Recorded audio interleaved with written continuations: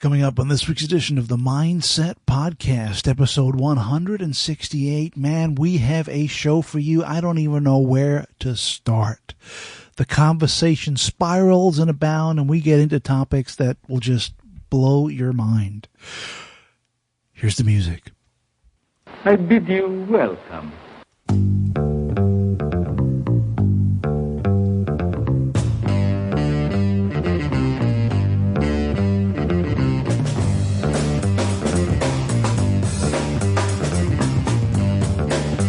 BBC News from BBC World. This is an NBC News special report. This is a CBS News special report. Hello, a very good morning. You're watching BBC News with Carrie Gracie and Simon McCoy. From ITN News at 10. Hello, good evening, good morning, good afternoon, wherever you may be around this wild, wacky, and sometimes disturbing world of ours. This is Mindset Podcast 168.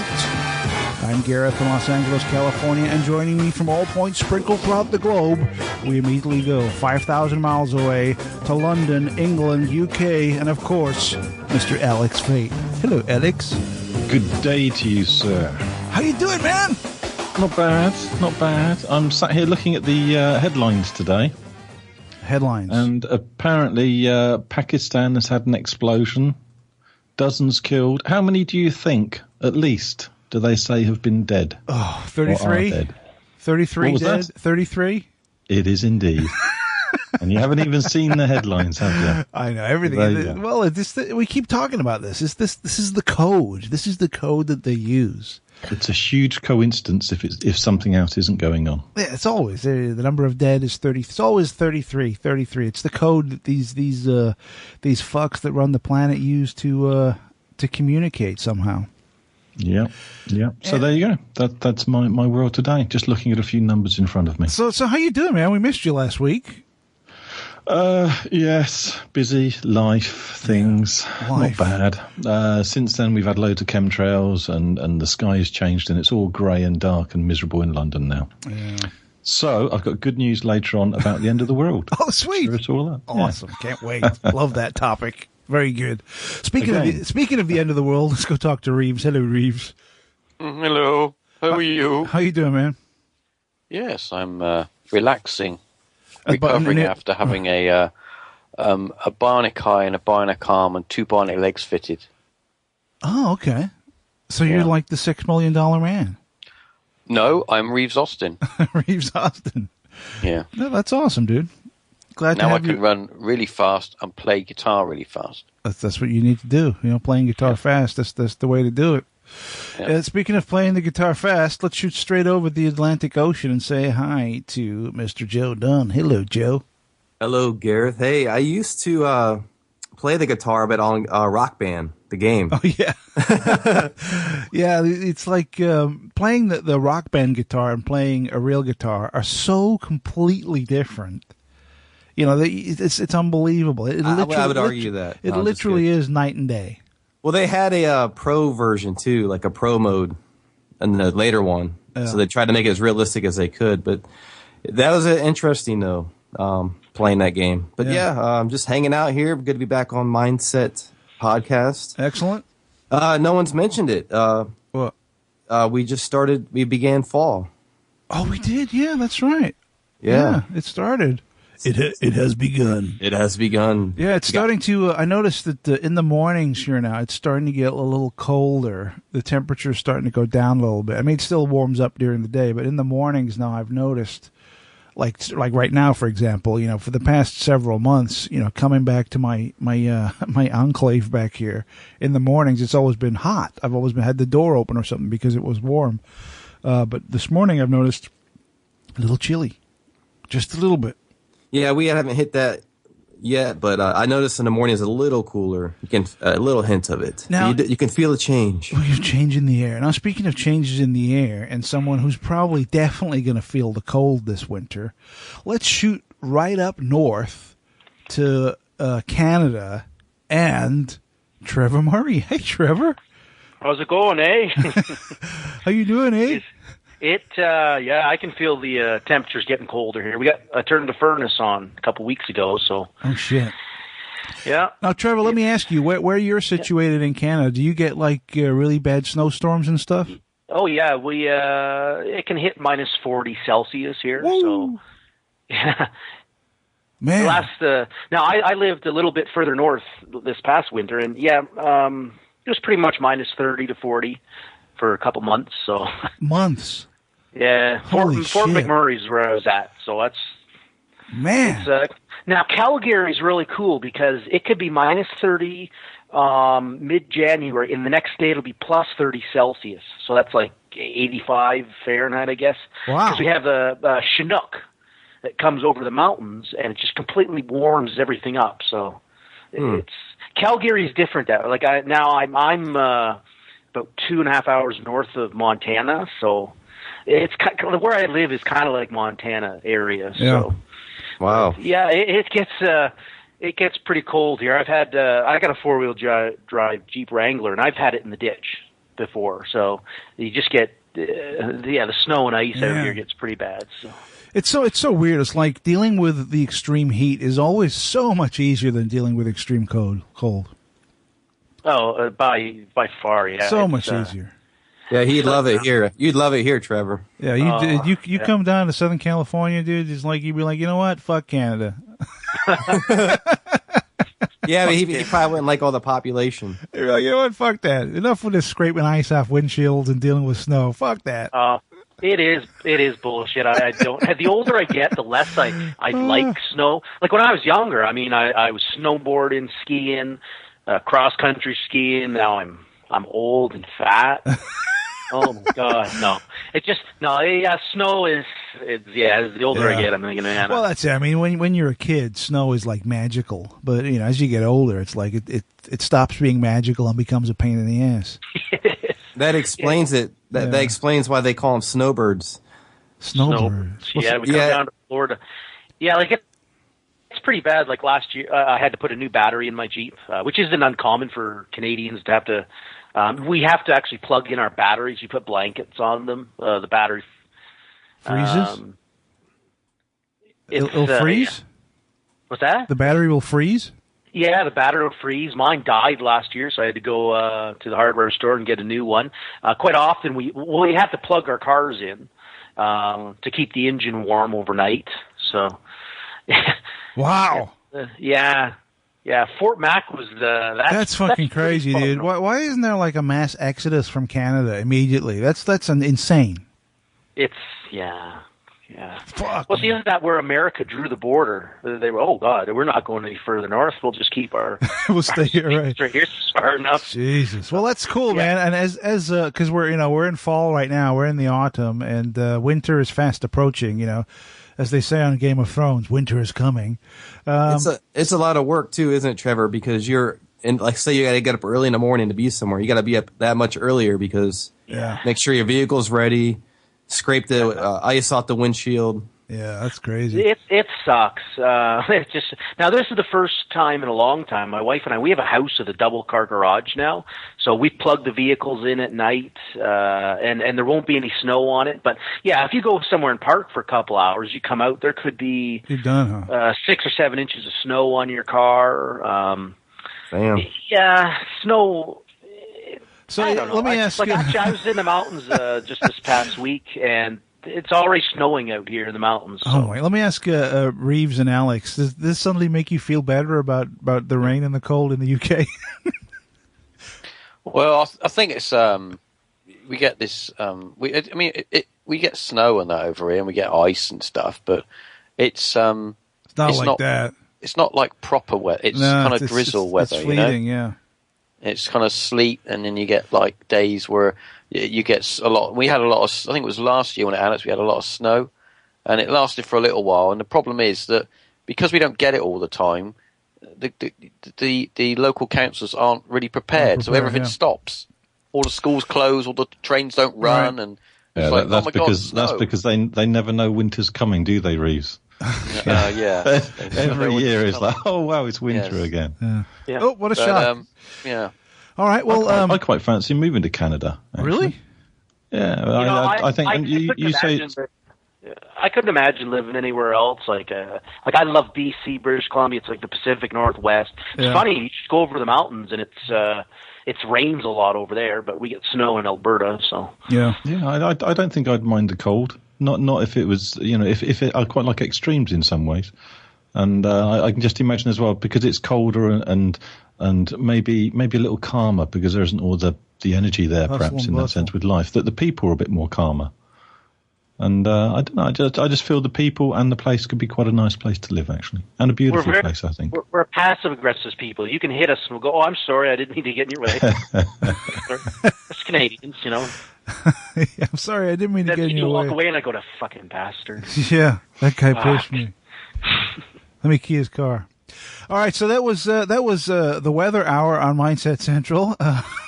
Thank you for listening, folks. But let's see what's been going on in the world of the news. This week has been a kind of a crazy week. We had that Syria thing bubbling away, which has kind of simmered down a little bit. It hasn't completely gone away, but it's nowhere near where it was a week or two ago. We're inching closer to the launch date of the People's Voice, David Icke's network.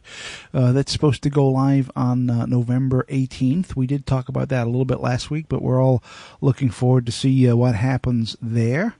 And Obama made a phone call this week. Can you believe that? The president knows how to make a phone call. Where he called Iran. He's probably got the other guy on speed dial, though, isn't he? So he just has to press one button. Yeah, one big button. It just says Iran, and he just presses it. Right. He doesn't know the number. The number's not in his head. He's not like yelling to his secretary, Martha, what's the number for, it's Get me Iran. I want Iran on the phone now. Get me Iran right now. God damn it. But there was a news report this week that came out, and it really emphasized the tensions between the two countries. And it's been, like 30 years or something since, I guess, they've actually spoken on the phone or whatever the case may be. So let's have a quick listen to this, then we'll come back and we'll talk about it. A historic moment today as the President of the United States spoke by phone with the President of Iran. The conversation has broken the silence between the leaders of the two countries since the Iranian hostage crisis of 1979. Eyewitness News reporter Robert Olguin is live in the newsroom with more on what could be a small but important step toward a nuclear deal. Robert. Mark, that's right. This announcement comes on the heels of a historic meeting between Secretary of State John Kerry and Iran's foreign minister. That happened yesterday at the UN's General Assembly in New York. 24 hours later, history was made over the telephone. The United States broke off its relations with Iran in 1979 after revolutionaries took control of the country and took hostages at the American embassy.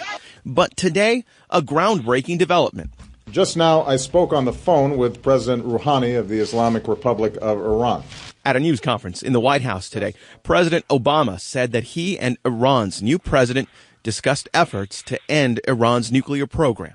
I reiterated to President Rouhani what I said in New York. While there will surely be important obstacles to moving forward, and success is by no means guaranteed, I believe we can reach a comprehensive solution. Obama said he and Rouhani have directed their teams to negotiate a possible agreement in which Iran would promise not to develop nuclear weapons while allowing the Islamist Republic to pursue nuclear energy. We're mindful of all the challenges ahead. The very fact that this was the first communications between an American and Iranian president since 1979 underscores the deep mistrust between our countries, but it also indicates the prospect of moving beyond that difficult history.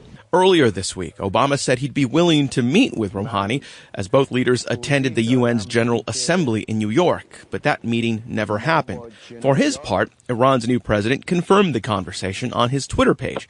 One of his tweets read, "In phone convo, President Rouhani and President Obama expressed their mutual political will to rapidly solve the nuclear issue." A path to a meaningful agreement will be difficult. And at this point, both sides have significant concerns that will have to be overcome. But I believe we've got a responsibility to pursue diplomacy. Iran will almost certainly be a major issue on Monday. That's when President Obama meets with Israeli Prime Minister Benjamin Netanyahu. The Israeli government has raised doubts about Iran's previous pledges to end its nuclear weapons program. Reporting live from the newsroom, Robert Olguin, ABC 7 Eyewitness News. Thank you, Robert.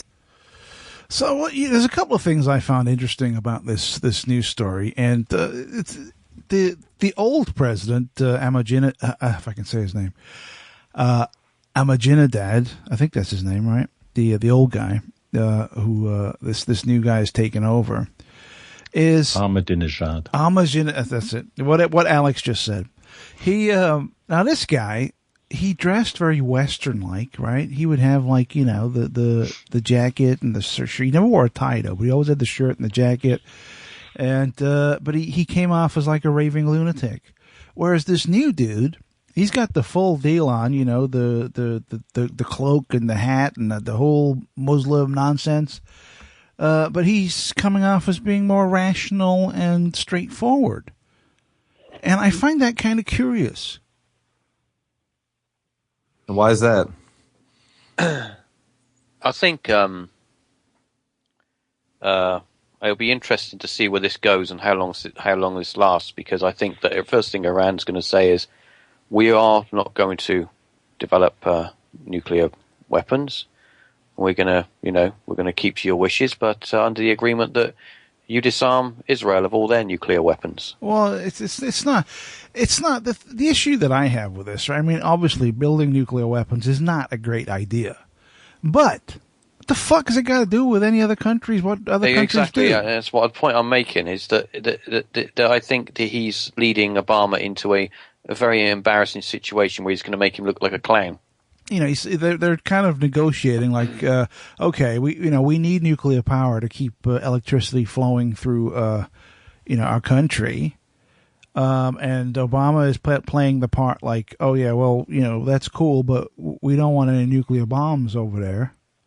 So if we can work out a deal where, you promise, that you'll just use it for power. Why has Israel got to be the only state over there that's got nuclear weapons? Well, that's the thing, dude. Exactly. Why is it even? I mean, it's a sovereign state.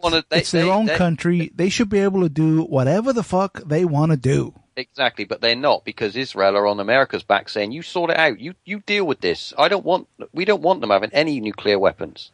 So you deal with it, Mr. Obama. Why don't they want them to have nuclear weapons, Reeves? The reason that because Israel want to remain the dominant power in that area, and at the moment they are. Plus, I think if someone told me I can't have something, don't you want to go get it? Like, yes. like I remember as a kid, but don't you go play with that Jeff guy? And I was like, fuck you, I'm gonna go play with him. Yeah, Jeff is awesome. I thought, yeah, like when you tell, like Obama's like, we're not going to let them have it. You're putting them in the role of children.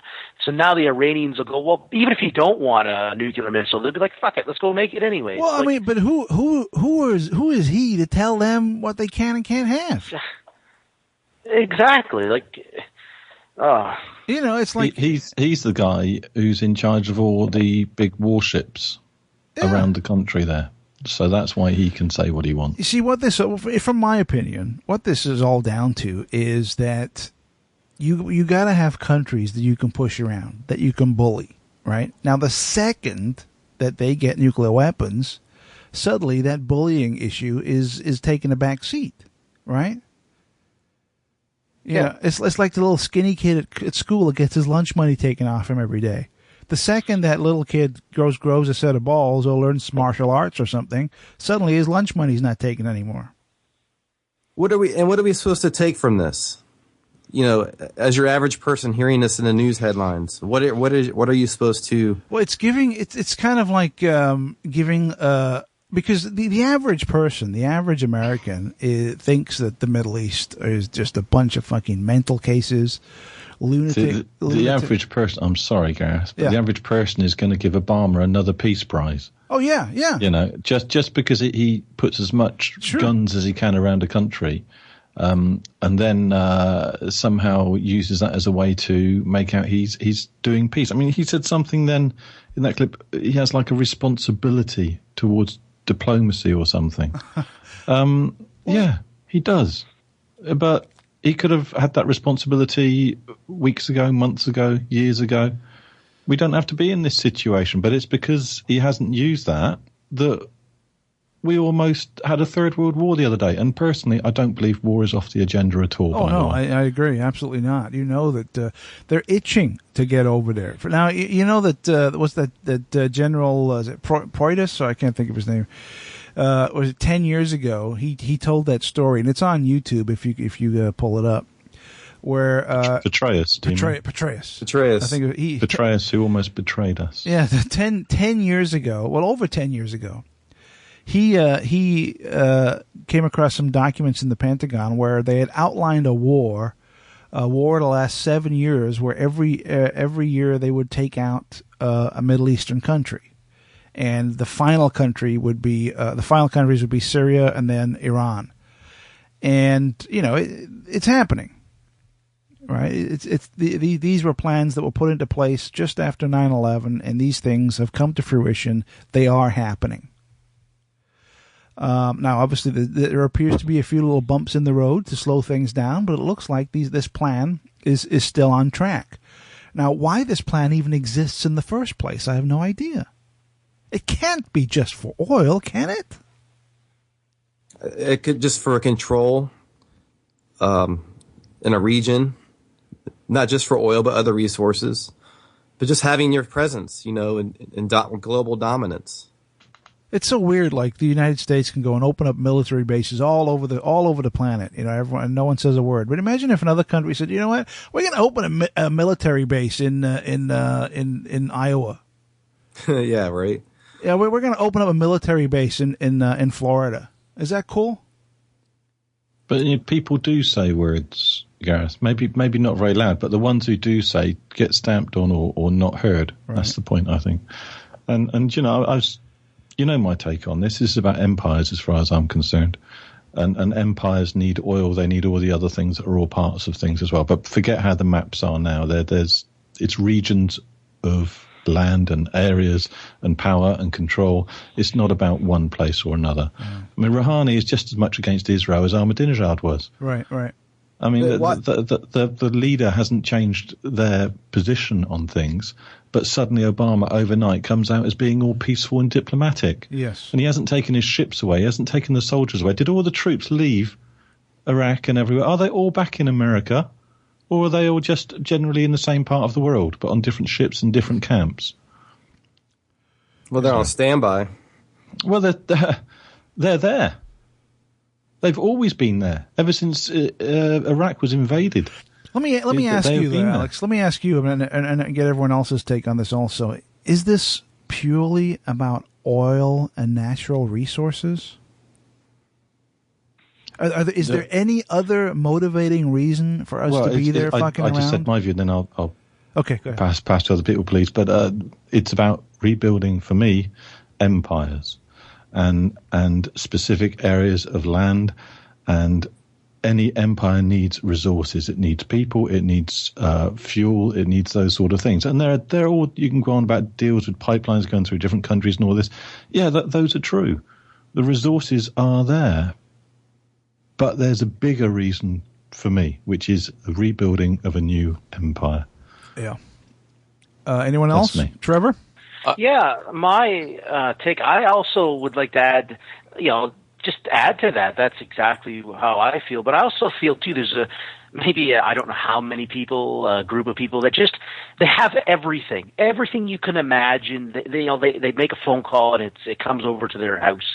And so I think sometimes people just love to start wars because it gives them a high. It's like stealing something. Like a wealthy person doesn't need to steal a $20 Timex, but they go and steal it just for the rush. So I'm kind of wondering if there's a group of people that go, they just love to see people get blown up. Yeah. It's like a video game for them. Sometimes I wonder that. I just think that, some people just want to start war because, it gets them that high. Yeah, there might be. You might very well be right, Trevor. There might be an element of that involved in this, where there is that kind of bloodlust kind of deal.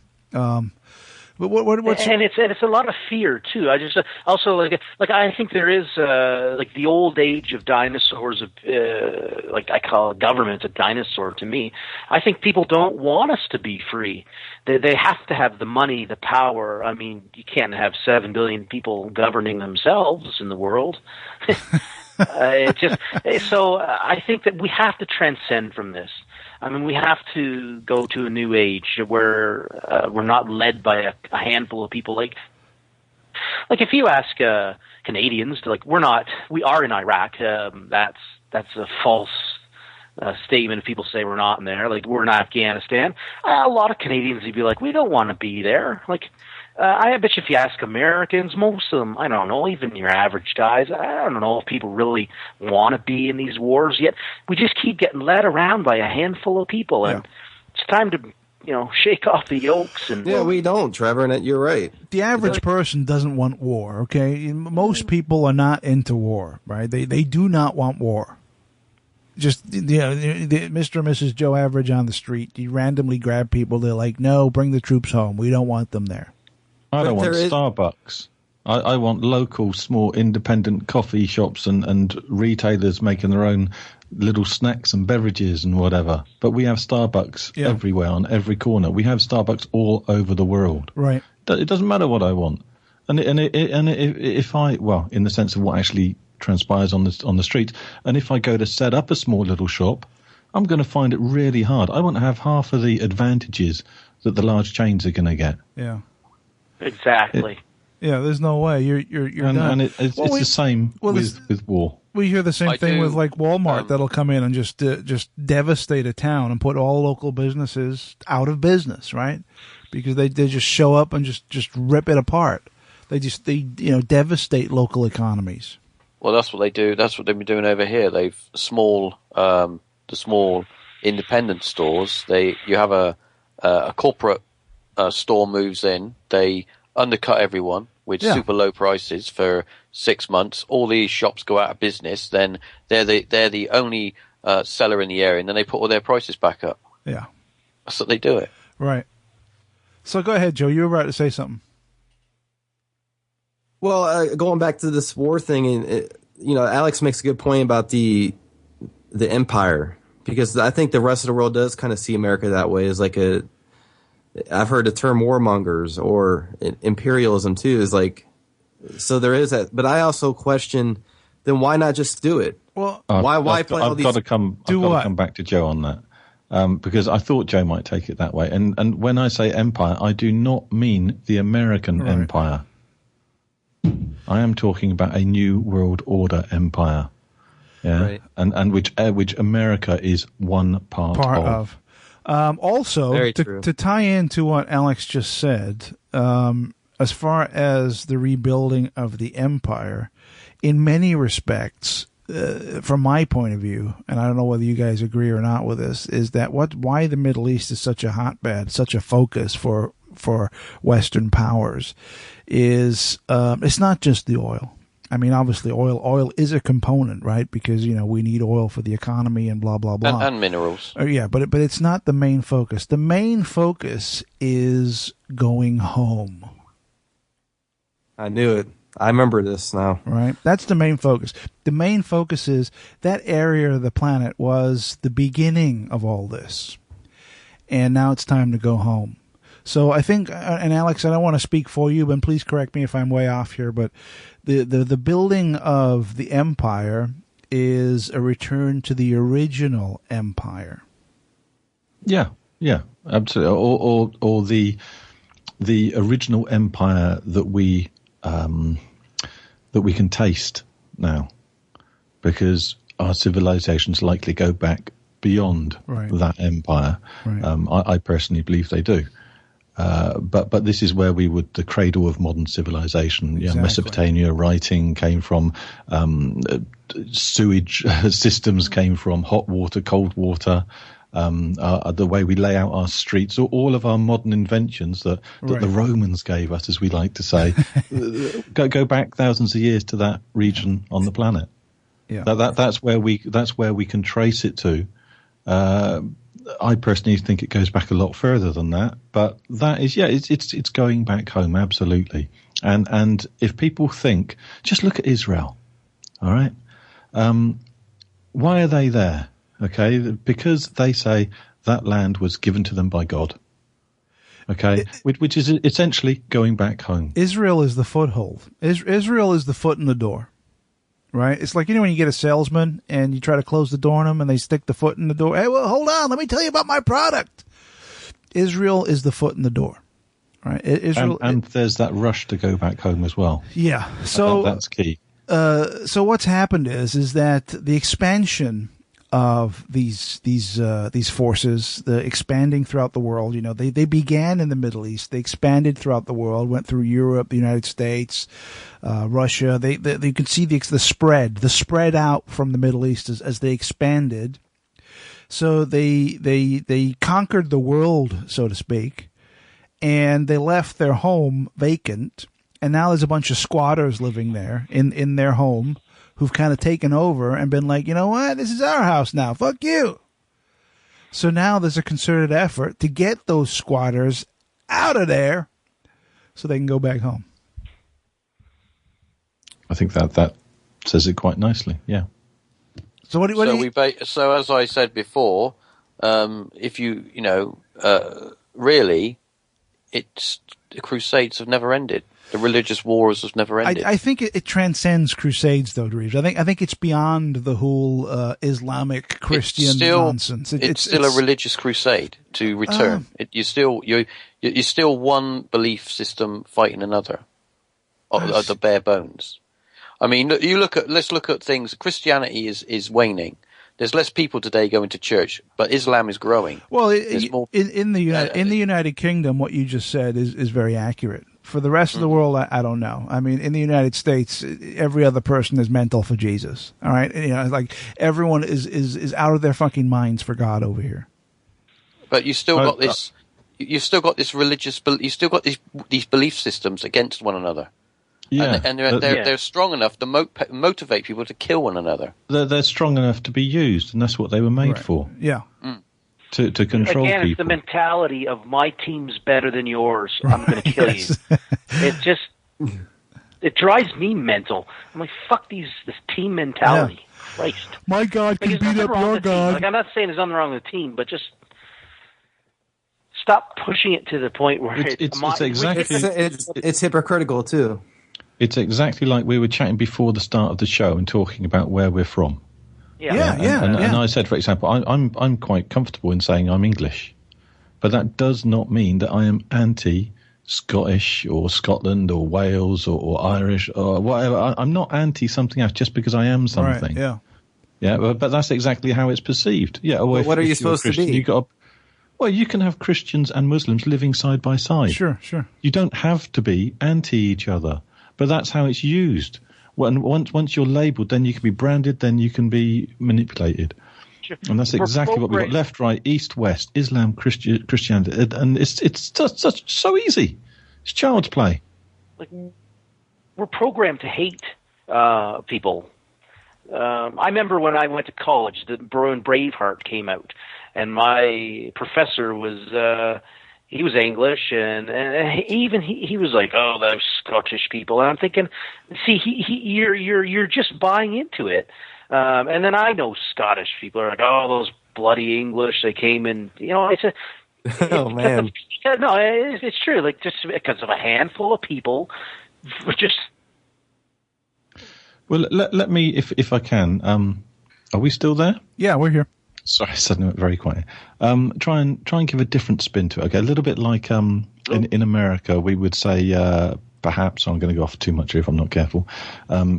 English people would say, "Oh, why do they need guns? Crazy Americans." And then there's the other view when you get into it, or maybe they need the guns for a reason to defend themselves from a tyranny or a dictator or something like that. What about this sense of identity? So I'm quite happy saying I'm English. That does not mean I'm anti-Scottish or whatever. But what they're trying to do to us now is assimilate us all together. Move people around the world so we lose a sense of identity so we can be controlled easier. Yeah? And the more we can identify ourselves with a place, we can stand up against these things. And the more we just say, and Trevor, you said earlier, for example, you're from the world, and I get what you're saying there, and I agree with you, but we are just. I understand what Alex is saying. People get to a point where they believe in nothing. They have nothing to. They don't want to stand up for anything, and it's just, well, I don't care about anything anymore because I've got nothing to care about. So I don't care what these people do because it doesn't bother me. It doesn't interest me. And then that's the mindset they want people to have. It's that total apathy. To tie into what Alex I'm said, certainly not apathetic to anything. My view is I'm tired of the team mentality. I'm better than you, and like I'm an anarchist. I don't believe in borders. I think they're just imaginary lines. I would like to see nobody ruling us. But I understand, yeah. I love the area I live in. It just happens to be called Canada. I don't know. I'm certainly not apathetic, and the people that I'm in touch with certainly wouldn't say they're apathetic. But no, please don't. I don't believe in borders. Basically. Yeah, don't misunderstand what I'm saying, Trevor. What I'm saying is that there are a minority of people. We are a minority. I don't care how many there are. We are in a minority, and our mindset, the way that we think, is very different from the average mindset. Oh, right. The greater pool of people, the everyday person, when you start to talk to them about a particular topic, you can see that kind of semi-grin come over their face, like, what am I going to have for dinner tonight? I've got no interest in what you're talking about. How can I get away from this person as quickly as possible? I want to bring something up that ties into two things that Alex said. He mentioned about how we're all kind of being moved away from our own identity, whether it be national or not, and kind of put into we're all the same kind of thing. And then earlier on he mentioned Starbucks showing up everywhere. And I think those two things are related. When you travel, when you go to different parts of the United States, to Canada, to Europe, to the world, one of the main reasons that you travel is to see different things, meet different people, eat different food, experience different cultures. But slowly but surely, those things are vanishing. Now, I know from traveling throughout the United States, I can go to a ton of different states. And everywhere I go, it looks just the same. I can go to a mall in Iowa. I can go to a mall in Illinois. I can go to a mall in L.A. And when I'm in the mall, they all look exactly. They have the same stores, the same food. They play the same music. Everything is exactly the same. And the spread of the Starbucks thing. Now, Alex said, I like independent little coffee shops. And I agree with him.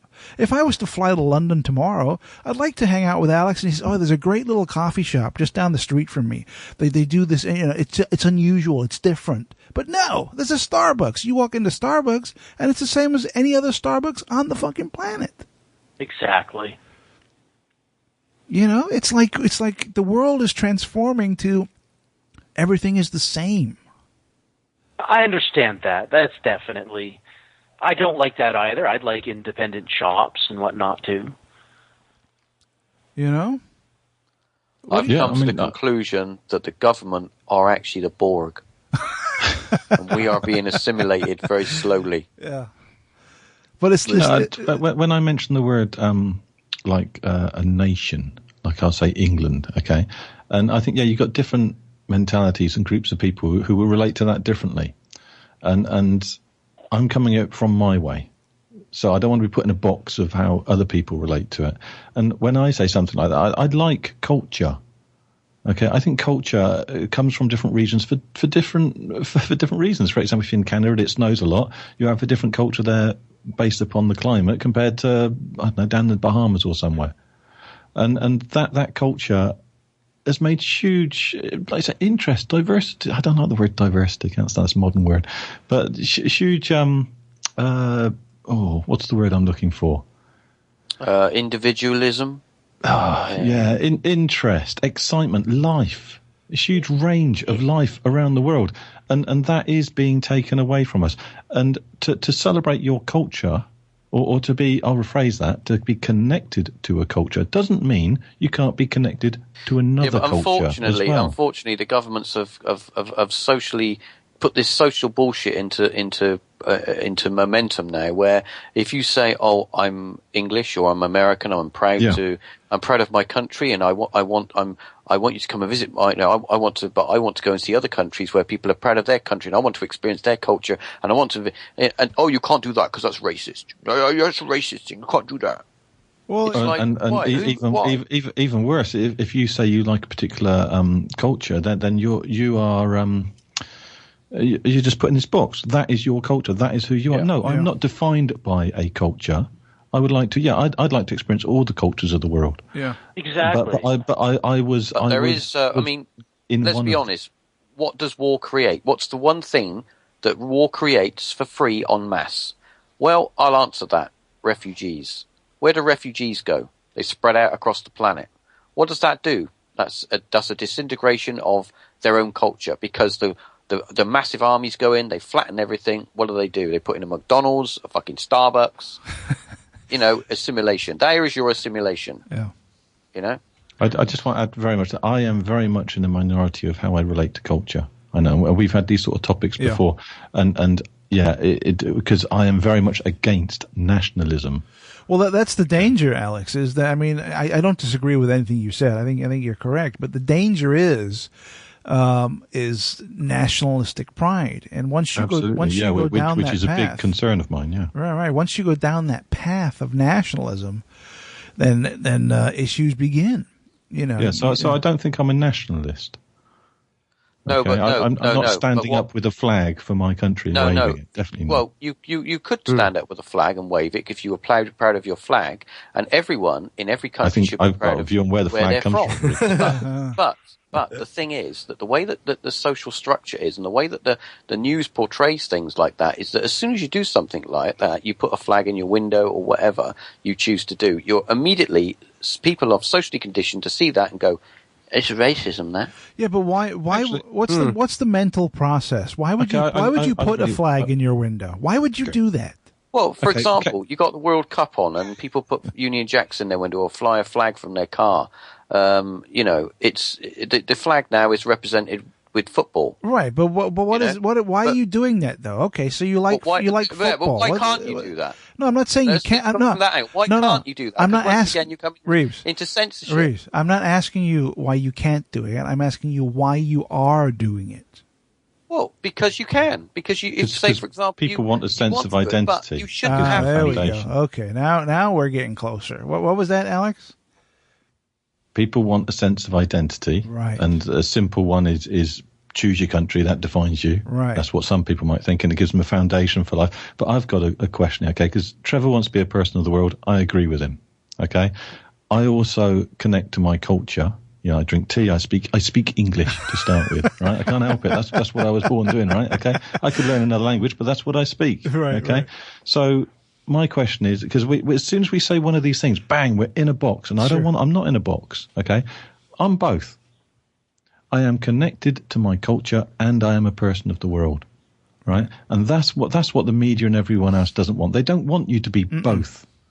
They want you in a box. Right. Bang on.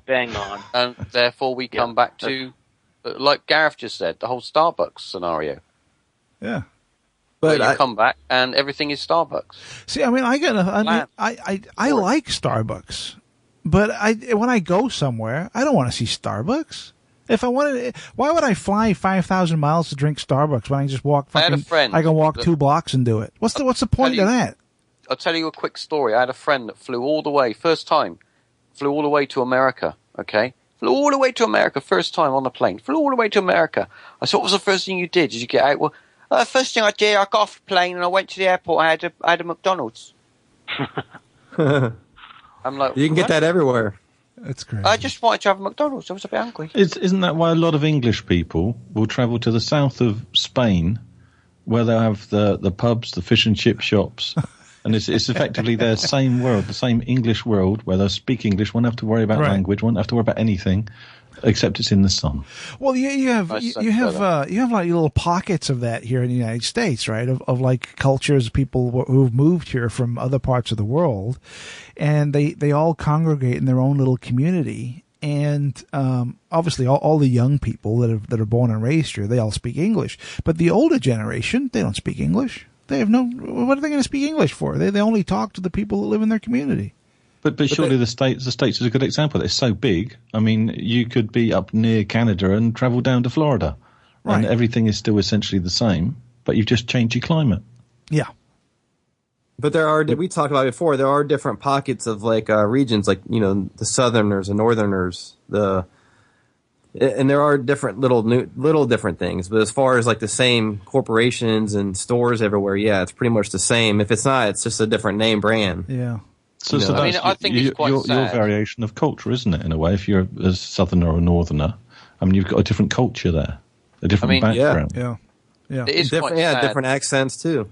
Yeah. That most probably all of you remember being children and having like the local corner shop or all the shops that you would go into were like they were all radically different.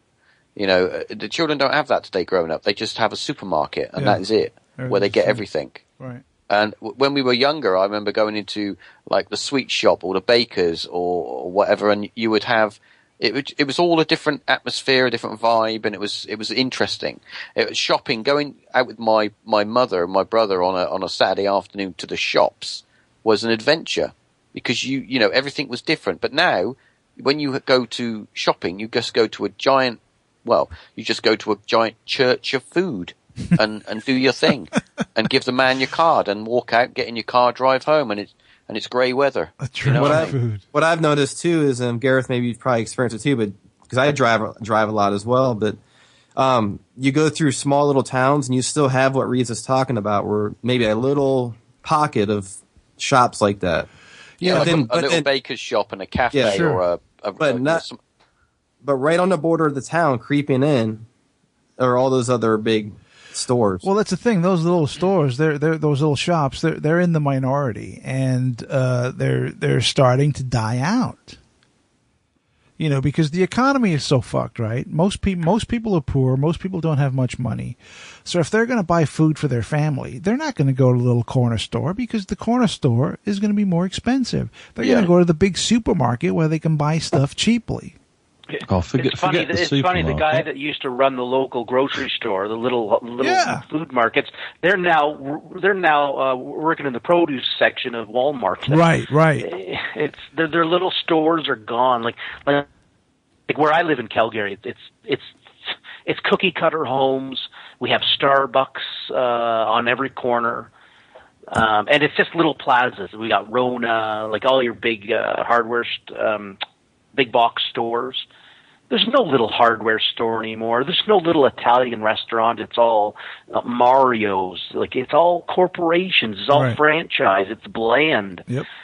And America rules the world on this. Oh yeah, absolutely. Yeah. I mean, we changed into supermarkets, and supermarkets are old. We now have, similar to you, massive complexes out of town completely, where it makes a supermarket look like a toy. Yeah. But this has all come from imported from America, if you like. Yeah, absolutely. Now, do you have a lot of I don't know. I don't know. I've never been to England, so do you have like a lot of pubs, like independent little restaurants, or you're saying it's really just changing now? No, it's changing more and more to chains. Okay, but I'll tell you one key difference. Obviously, America is a very big country. Okay, so you travel long distances and you use your cars more, and you travel out to go shopping. Here, it's far more smaller, and lots of little towns and high streets, and that has been destroyed. Yeah. And once you take the life out of that area, you are destroying the community completely. Yeah, people still exist. Where I live, I live in the outside of a small town, and pretty much I don't need to go into town to get anything because there's all these supermarket complexes within walking distance. But about 2 miles down the road, there's a small village, and it used to be when I was at school. 25, 30 years ago. When I was in the at 80s, Reeves, in the 80s. In the 80s, up the 80s. I used to go into that village, and it was packed with independent shops. You name it, You could get anything you wanted in that little village. You had pubs, you had cafes, you had butchers, you had them all. You had it all. Now there's about 2 shops, and the rest is a giant supermarket and maybe travel agents, and it's all kind of corporate stuff. And there's about 2 independent shops left. They were all gone. Where am I? In the village. Yeah, all gone. I mean, just say that it's totally been in a small. Really, if you think about it, 20 odd years. That's not a really long time. Yeah, and it's not totally transformed. Totally. Yeah, absolutely. It's a very short period of time. Yeah. And if you go into that village now to find the 1 or 2 shops that are still there that are struggling to get by, that may not be there in a couple of years. If you go into them, if you drive into that, I bet you get a car parking ticket as well. So let's look forward, guys. It's so difficult to even use these and get access to these places. Now, it's been made that way on purpose. Think about this. Design. If this has just happened in the last 20 years, let's look forward 20 years. What's the world going to be like 20, 30, 40, 50 years from now? Oh, it's even worse. I believe that in another 20 years, Gareth, there won't be such a thing as a high street or a main shopping area. Everyone will either do their shopping online, or they'll go to a giant complex like Walmart and do everything there. Pharmacy, everything. Tell you what, look at South Korea, Gareth, okay? Have you done that recently? I haven't, no. All right, well, they are leading the world in technology, okay? They're ahead of America. They're ahead of this country, okay? And if you come out of a station there, you go to a shop, you see a great big board like an LCD screen showing your products. Yeah. And you shop by clicking on. You don't have people working in the shops. We are talking amazing, fantastic choice with technology that is amazing. And we're also talking no jobs. Yeah, it's funny you should say that, because I went to the market the other. I rarely go to the market, but I went the other day, and I noticed that this is just my local Ralph's, like a local supermarket, and they have all the checkout aisles. They have I don't know, maybe 8 or 10 checkout aisles, and I noticed that the standard checkout aisles, and then at the end they had 3 extra checkout lines that were self-service. Yep. Yeah, they have those over here. We got them pretty much everywhere in it. That's huge in Canada. It's almost all self-serve here, and also the fuel stations as well. Right, but I was like, oh, okay, because there's huge lines. People are queuing to get, and I'm like, well, there's hardly anyone on the self-service. I just want to buy a few things. Let me go over there so I can get the fuck out of here real quick. So I go to the self, and it was absolute fucking nightmare. It was like I push beep, wrong button, wrong. I'm like, what the? I mean, it's like either I get in line, I don't buy nothing, or I steal this shit, because this is not fucking working. When you say my wife, oh my god, yeah, they're easy to operate over here, but yeah. Oh, dude, I don't know. Hey, how you got a full grocery cart for $20? What the? No, yeah, right. I'm like, either I'm like a fucking imbecile, or these machines are designed by fucking rocket scientists. Because hang on, let me think about that question, John. It was unbelievable. I mean, I'm like, how fucking hard is this? I just want to buy these things. I'll tell you what people are. Okay, a part of people. Okay, is we are selfish and greedy. And that is a part of people. You want to get your food. You want to get out there as quick as you can. Okay, you selfish, greedy, wonderful person. All right. Now that's true. I mean, that's great. Obviously, technology helps in all these things in theory. But what does it mean 5 years, 10 years, 20 years down the line? Well, it's all going to be automated, right? I mean, all these people that are getting paid right now to check out, they're all going to be out of a job. Exactly. Right. So it's like an instant gratification thing for you. But are you actually helping your children? No. What about a place where the store had none of those systems? People still stack things and price things, whatever. Hard, tedious, annoying jobs, but employment, practical jobs. Oh, but it's so much better though, Alan. I mean, if I had gone to the market and I was going to buy some stuff, and there was one line where there's nobody in line. There's one line with a guy or a lady standing there waiting to check stuff out, and then there's the self-service line. I'm going with the person. Because what do you think people used to do, Gareth? Everybody used to queue in long lines before supermarkets. Exactly. It can be done differently. You could employ more people and make less profits, for example. But waiting in lines is something that I'm not into. I don't want to be waiting in lines. All right. Exactly. You're selfish and greedy. I got shit to do. I don't want to be not in 20 years. I want to just go in there, pay for the stuff, and get the fuck out. I don't want to be unfortunately marching around waiting in lines. I just want to get it done. But these self-service things, it's not fun. It was torture. I had to call the girl over, and she had to come with her key and unlock it and type beep, beep, beep. There you go. Right, so it will be made even easier. You just barcode everything. You barcode yourself, you walk out, and you're done. Right? You haven't even gone through it. You just gone through, and instantly it's all gone to your bank. You haven't even thought about what the cost was. That's awesome. Let's I think the way it will go. I think the way it will go is that you'll one or two things. In 20 years' time, for example, we use a supermarket as an example because everybody can relate to that. You'll walk in, there'll be maybe 5 or 6 staff. There'll be no person checkouts. They'll all be automated. You'll go in, you'll have a card, like a supermarket card where you're a member, and you basically have a scan. You scan all your food, and then you put the card in, and you've got credit on the card.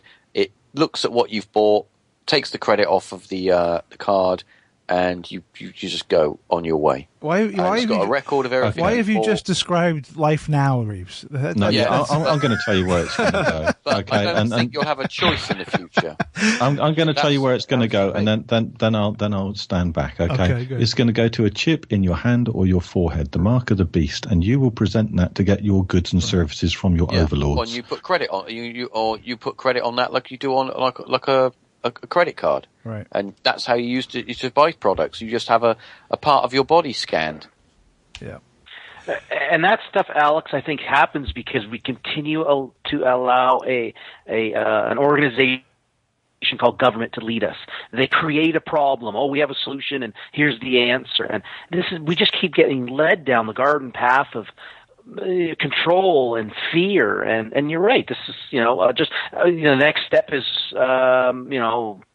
worldwide war and a chip in you. Yeah, that makes sense. And then everything collapses. Everything collapses, and people are like, "Oh my God, how am I going to get my food? I don't know how to survive."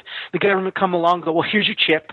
We'll put it in you, and no problem. You just go to the store." And people will be like, "Oh, thank God I can get my milk." Yeah, they'll be lining up. How many people can actually go out and survive on their own? I can't. I could hard. I mean, I could do a little better than most people, but most people know. I'm like, okay, I think I need a bottle of scotch, and I don't know how to make it. I think if it ever came to that, most people would be like pack animals, and they would just. I was watching World War Z last night, and I thought that. I'm like, if everything went to hell, 90% of the people, they're done. It's game over. There's no way.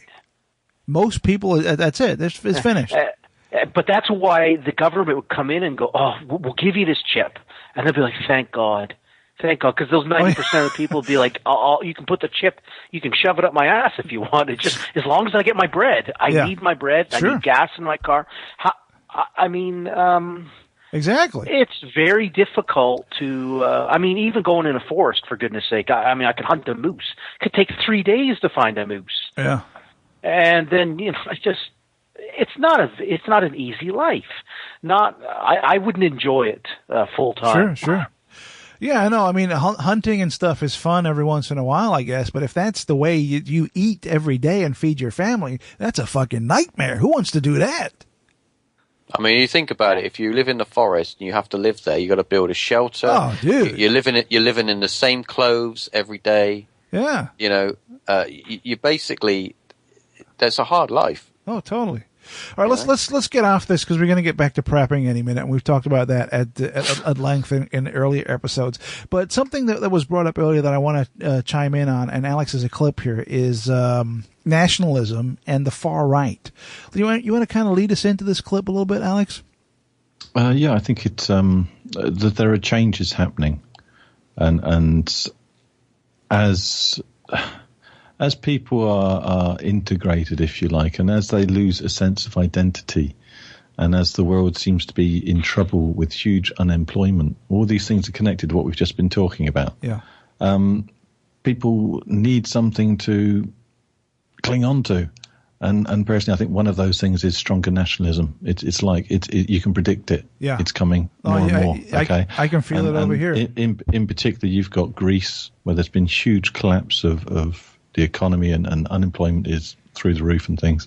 But there's another change. So you know this is coming if you're already, thinking about these things, which many think tanks are. So what's the next thing?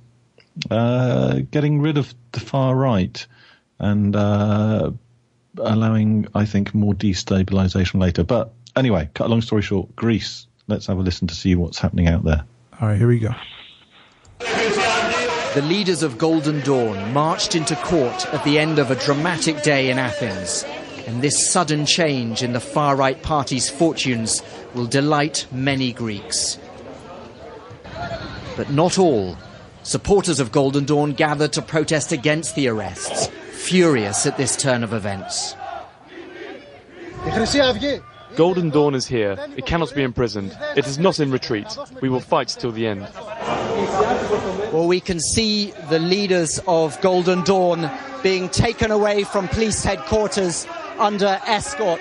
These are extraordinary scenes in Greek political history. The first arrests of members of parliament since the restoration of democracy in 1974. It seems clear that the Greek state is now determined to crush Golden Dawn. Golden Dawn tried to test the endurance of democracy. Today they received their answer. My criminal report towards the Supreme Court prosecutor has created the possibility for the first time to bring together many pending cases against Golden Dawn, so that this neo-Nazi phenomenon can be dealt with as a criminal organisation. Golden Dawn surged in power and popularity as Greece's economy collapsed. It uses Nazi-like symbols. It wants immigrants to leave Greece, and it's been accused of numerous attacks against ethnic minorities.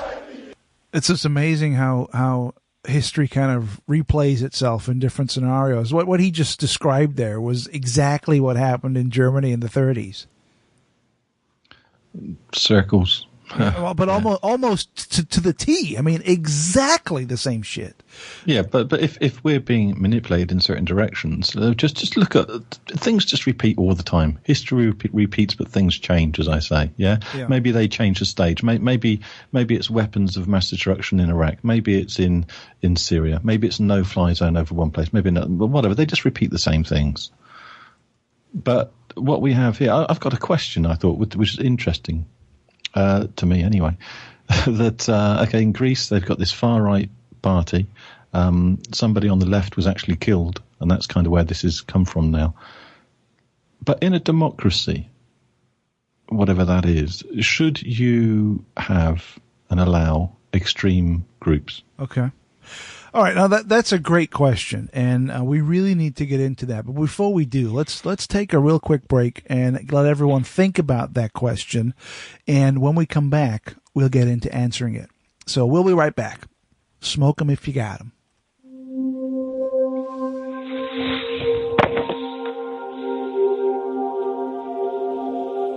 Paratalk, an intimate discussion on all things strange. This is a show where more questions are raised than answers are given, and things sometimes really do go bump in the night. Hosted by Reeves Cook and Garrett Davis. You can listen to Paratalk at MindsetCentral.com. You're listening to the Mindset Network. You can now hear all of the Mindset Central podcast while on the go with the Stitcher Smart Radio app. On-demand news, talk, and more on your mobile phone. The latest episodes at Mindset Central are always available for you. No syncing needed and no memory or storage wasted. Available on your iPhone, iPad, Android phones, and beyond. Downloading is easy. Go to Stitcher.com or check out your app store. Stitcher Smart Radio, the smarter way to listen to MindsetCentral.com.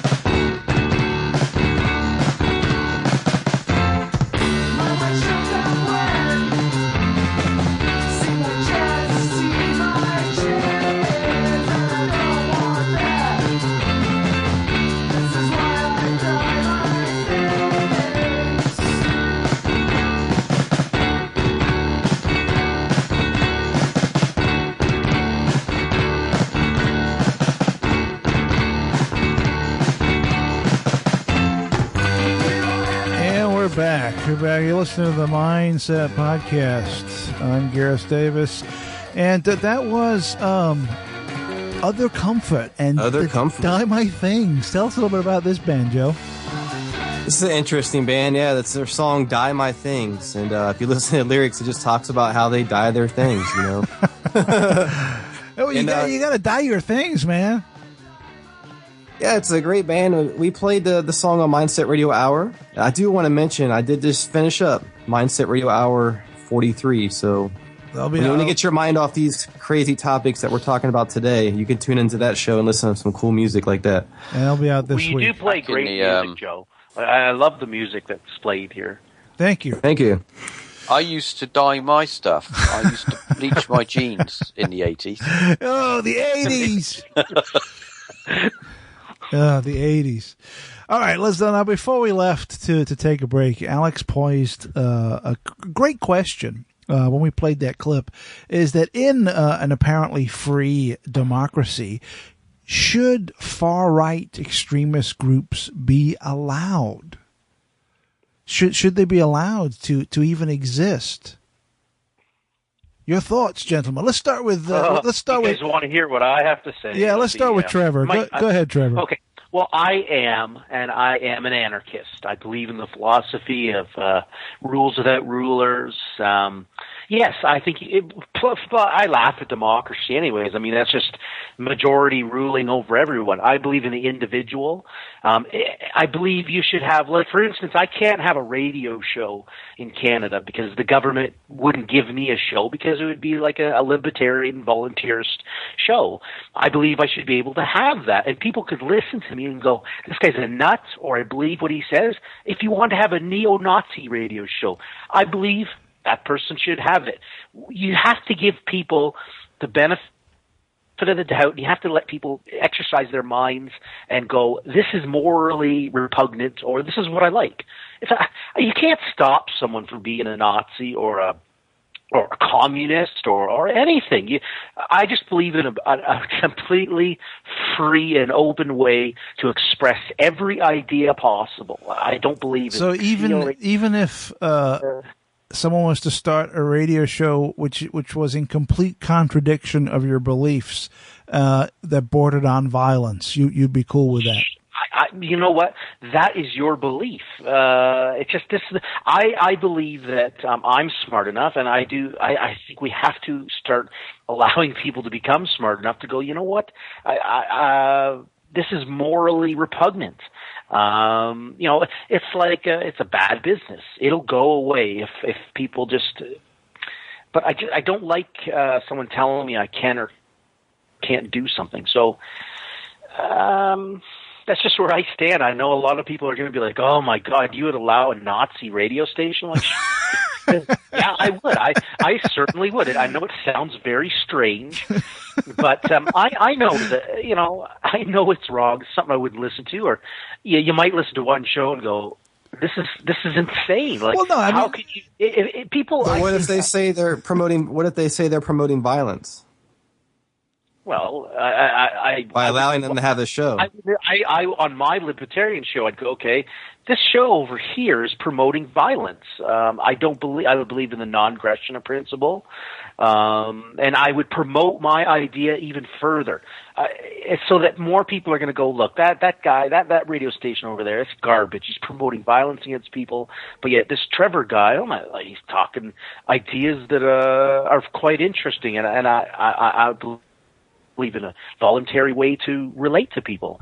Like right now, you guys could voluntarily go, I don't want Trevor to talk on the show anymore, or I could say I don't want to be here anymore. That's the way I think in terms of voluntary relationships, whether it's for ideas, goods, and services. It's just the way I view how we should relate to people. So do you think, this Golden Dawn organization, going back to the story, and I want to get Alex's input on it more, but are we allowing, they're allowed to exist because you believe that's our right? Yeah, if they want to exist, they can. And I believe in, I want to allow people to go, hey, I mean, I think that people in the end will recognize violence and go, look, it's hurting us, and we have to change as a people. And I just want to promote my idea. The more I promote my idea, which I believe is a good idea, because I'm not hurting anybody. That's why I promote voluntary ways to do business. And so, Alex, you posed this question, and Trevor's there giving us an insight into his thoughts on the matter. But I'd love to hear what you think. It's a funny old question. You can talk about it for days, definitely. I've definitely thought about it for years. I think the answer is simple. Unfortunately, it's simple. Yeah, you have any view, and any organisation, any group, even if they are promoting violence, in terms of speech, not in action. Right. I'm not talking about someone like a president of a country saying we should go and kill other countries or other people in other countries and bomb them and send warships and soldiers and actually kill people. I'm not saying that free speech is correct, right, which is what we actually have. I'm talking about people saying that they don't agree with something, and free speech is what I'm talking about. Simple as that. Well, and I'll tell you why I have that. And sorry, I'll just say very briefly. Yeah. It's a difficult one because the reality is the word people are manipulated. Sure. But I have this small hope still that people will overcome that. The nature of people will say, if you get a group of people saying, "Oh, we don't like English people, well, let's go and kill all the English," hopefully other people will go, "Actually, hang on a minute. No, generally speaking, we don't mind English too much. We aren't going to go and kill them all." Yeah. All right. So hopefully people will resolve the conflicts. The or thing the is, though, Alex, is that but as soon as you stop one person talking, it's the old rule. You stop that person. Who decides who stops who? Right. And then before you know it, censorship, and we're in a terrible situation. But there's free speech and there's free speech, right? It's a little bit like, Is there? Well, let me finish my thought. It's a little bit like yelling fire in a crowded building and actually starting a fire in a crowded building. What's worse? Just going in and go, fire, fire, and everyone panics and runs out like maniacs when there's no fire, or actually just starting the fire? No, well, that isn't free speech, is it, if you're starting a fire? Right, but what's the difference, though? One is action, one is speech. But the end result is the same. Well, No, you don't know that. If you go into a place and shout fire, fire, you don't know you're going to end up with a fire. No. But there's going to be panic. There's going to be people hurt. There's going to be issues up the ass. No, you don't know that. The problem is because we are such a mindset, a state of mind at the moment, maybe. But if we could evolve, I don't like that word. If we could change beyond that, and I'm being idealistic in a way, perhaps. Transcend. Then thank you. That's a much better. Then perhaps the other people would go around and say, "Where's the fire? I don't see a fire. Does anyone see a fire? No. You're wrong. You're trying to start a panic. There isn't one. In many ways, I'm being devil's advocate here. But by the same token, I hear what you're saying, and I do agree with you. But in reality, it's a little bit like what Trevor said. Everything Trevor said, I agree with. I think he's absolutely correct. But in a kind of mystical, let's play a game kind of vibe. If you put it into real life, the other people. If you play that in real life, there's fucking issues like you would not believe. But it does happen in real life. It is happening in real life. You get religious groups that have their masses in the middle of London preaching from their books, saying that they should kill all infidels. And that is their. Okay, so we've got laws in theory which go along with this, so you can't specifically identify one person. So, for example, if I say I want to get rid of all English, I can't say get rid of Alex Fate. Right? You can't identify one person. You can't give incitement to hatred or through racial things. There are laws and that for this. You can generalize for the things you're saying to make it kind of practical. But what's the end result? We talk about, you should have the right to be in these groups. Basically, Joe, the end result is to create an action. I'm trying to make a jam sandwich and I've got no jam. But the people they just want to talk, right? But they don't. They want action, and just like in this thing with Greece, violence, and it's violence. But there's always that missing piece. There's always that missing piece that people don't see. And I think that a lot of what's going on in the world today, and not just in the West, but as a giant global thing, and we're talking globally here, I think there's this. It all goes back to the very, very simple thing that there's a small group of people, like Gareth mentioned at the beginning of this episode, there's a huge game of chess being played, and it's being played over a very long period of time, and they're moving those pieces, very cleverly moving those pieces, and when they move each of those pieces, there's certain things that are in place that, for example, you create a war. What do you do when you create a war? You create refugees, and those refugees will spread out across the planet. Therefore, you're disintegrating their culture. Therefore, you can now go in and assimilate that country and create your own identity within that. Not just their culture, too, though, Reeves. I mean, the immigration fucks up both. Whoever else they go. Reeves is spot on here. I think dilution. Yeah, but it dilutes both. Saying, you're going to get things happening from one situation to another. It's predictable, right? And so, for example, what's happening in Greece? First of all, I'm sorry, I'm just talking so much today. That's fine. Go ahead. Voltaire, what did he say? I may not agree with your right or your view or something, but I would defend to my death for you to be able to say it. Right. Okay. Interestingly, when I saw Santos about a month ago, I came out on Voltaire Road in London. I thought it was amazing. but besides that, the key thing here is, these things, we are surprised by them. They're put out as headlines in our news. Okay. They are not surprises. This is my view anyway, for what that's worth. That they are predictable events, problem, reaction, solution, all this stuff. We are seeing this in Greece now. We are going to see similar things happening in other countries soon. Yeah. I think you're right. There is a kind of nationalist kind of vibe that's kind of beginning to bubble up here in the United States, too, as I'm sure it is in the UK. You can feel it. I mean, it hasn't come to fruition yet. It's not. I don't mean nationalism, Gareth. I mean the arrest of people with extreme views. Yeah, that's what I meant too. Right. Let's take, for example, someone in maybe the BNP party in this country, right. Or maybe a 9/11 truther in your country, right? Somebody who's got a crazy view, maybe somebody who supports Syria, for example, if war happens there, right? A president is being set here that people from a political party that one day are not criminals, and don't get me wrong, I'm not defending them, but one day they're not criminals, the next day they are. Mm. That's even more. That's scary because when you suppress people's ideas, like my ideas, I mean, could I be deemed a terrorist? You might be under arrest. Well, example. You've just brought up a perfect example, Trevor.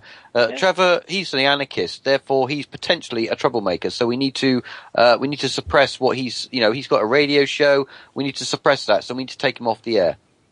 Because his anarchistic ideas might influence other people, therefore he'll start to get followers, and people will follow him, and then he becomes a problem. It's that kind of snowball effect, and that's what I think a lot of these governments don't want to happen. They don't want groups of people coming together, and they don't want cohesion. They don't want any sort of form of cohesion. They want dilution. They don't want cohesion. Now, there's a rumor going around, and I don't know whether this is true because I haven't been able to confirm it anywhere online. But maybe Alex and Reeves can set the record straight that in the UK, the Prime Minister is heavily attempting to start banning esoteric websites.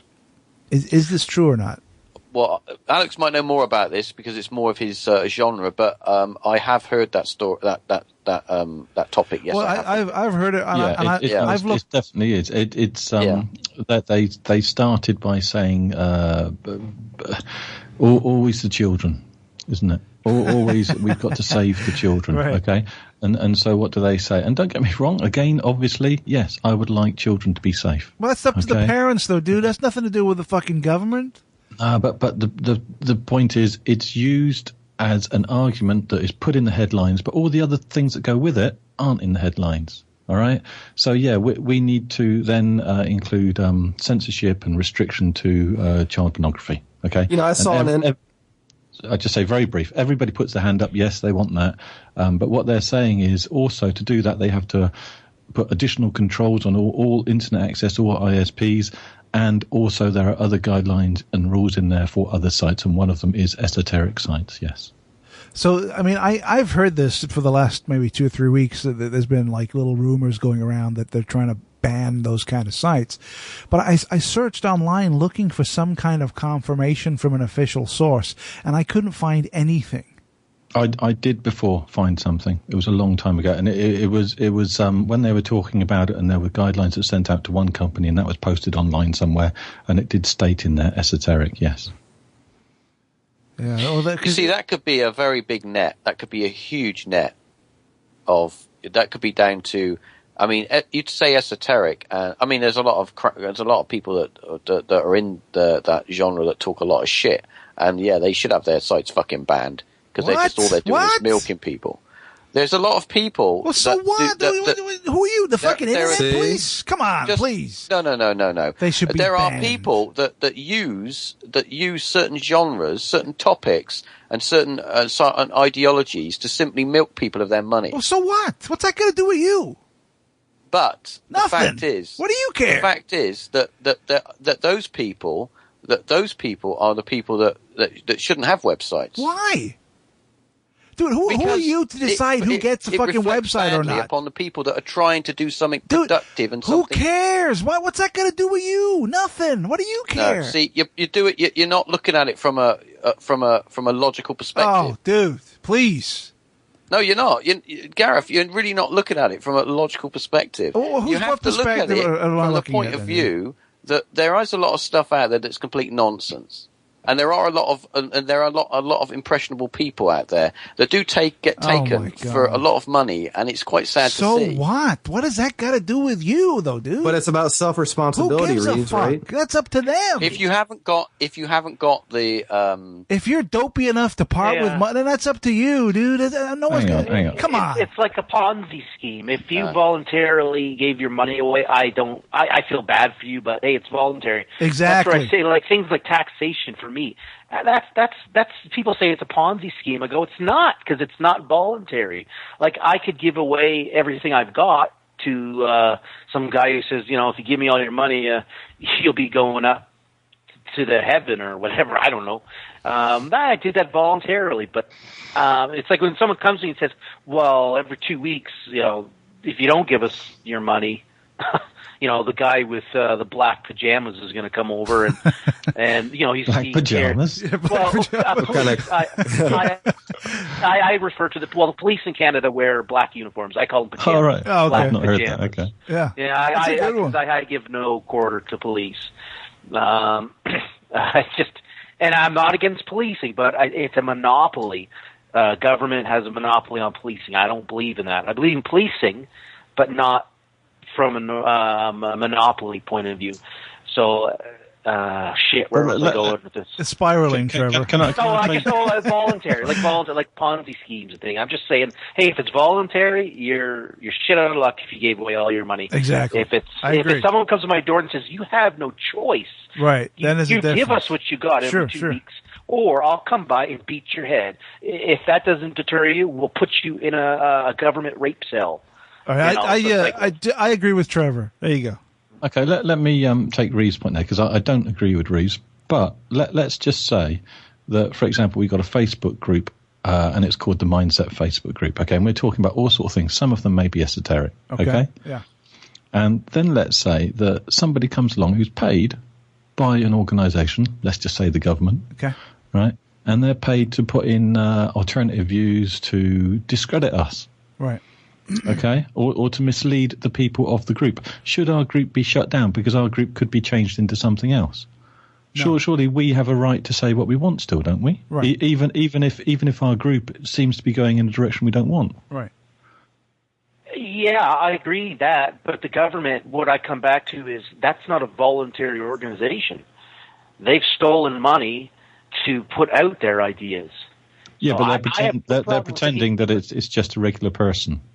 Anybody can put out ideas. I have no problem. But when you do it by force, that's where I have an issue. That's why I always say I promote my idea, and a government is exactly opposite of what my idea is. So. Yeah, no, I'm agreeing with you, Trevor. But I think I'm trying to get Reeves was saying kind of. I think you were saying that some groups should be shut down. Is that what you were saying? No, I'm saying the point I'm saying is that there are a large number of individuals out there that use the esoteric alternative genre as simply a way to racketeer and make money.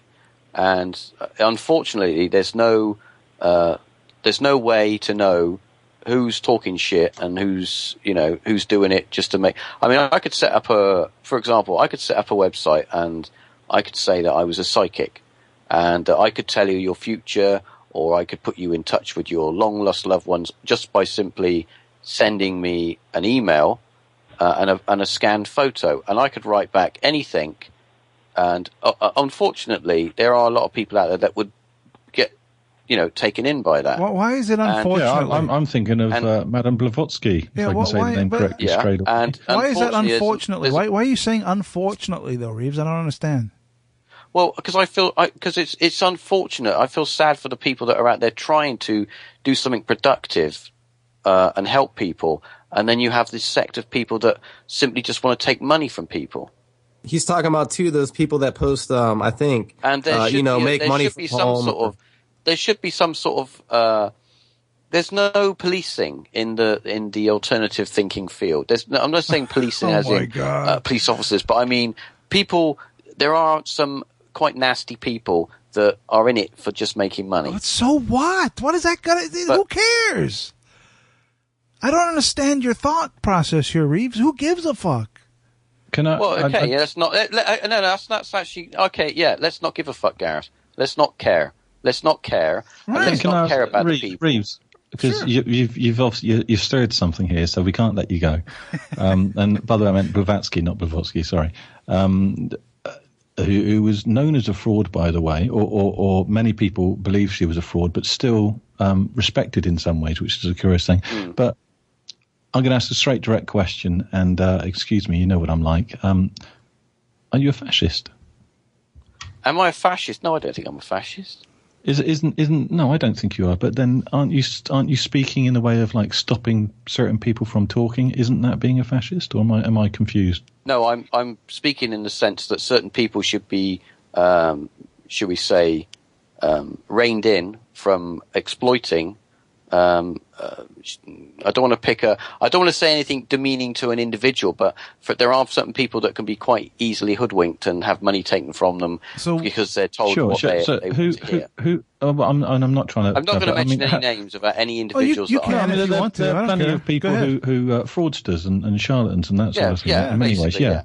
But how and who would these things be decided? That's the question, isn't it? And as soon as someone decides one thing, there's the problem. That is where the problem lies, because the alternative thinking field is in such disarray, and there are so many. No one works together in the no one in this field will work together. There is sects, there are groups, there are clans, there are whatever you want to call them. UFO field, the paranormal field. You have your own groups of people, and you'll find that there's so much infighting that nothing like that could ever be done anyway. You'd never achieve it.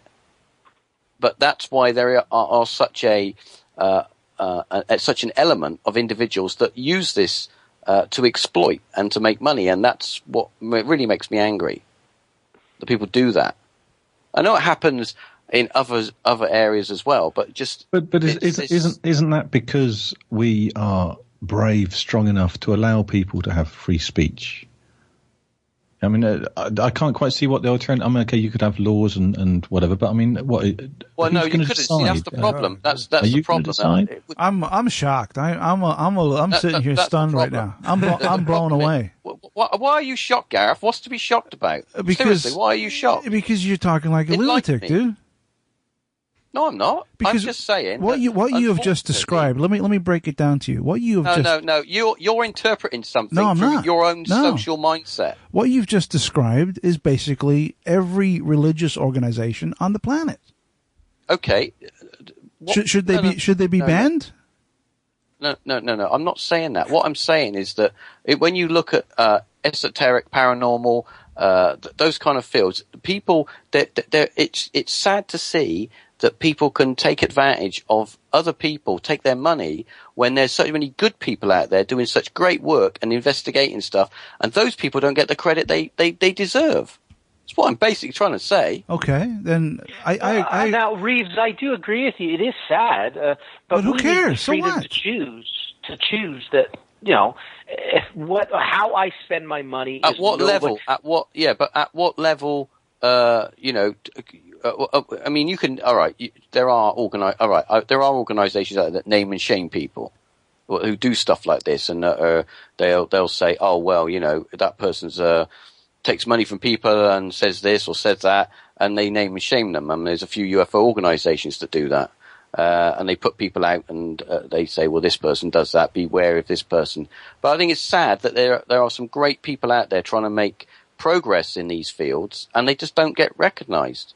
They just really don't get the recognition that they deserve.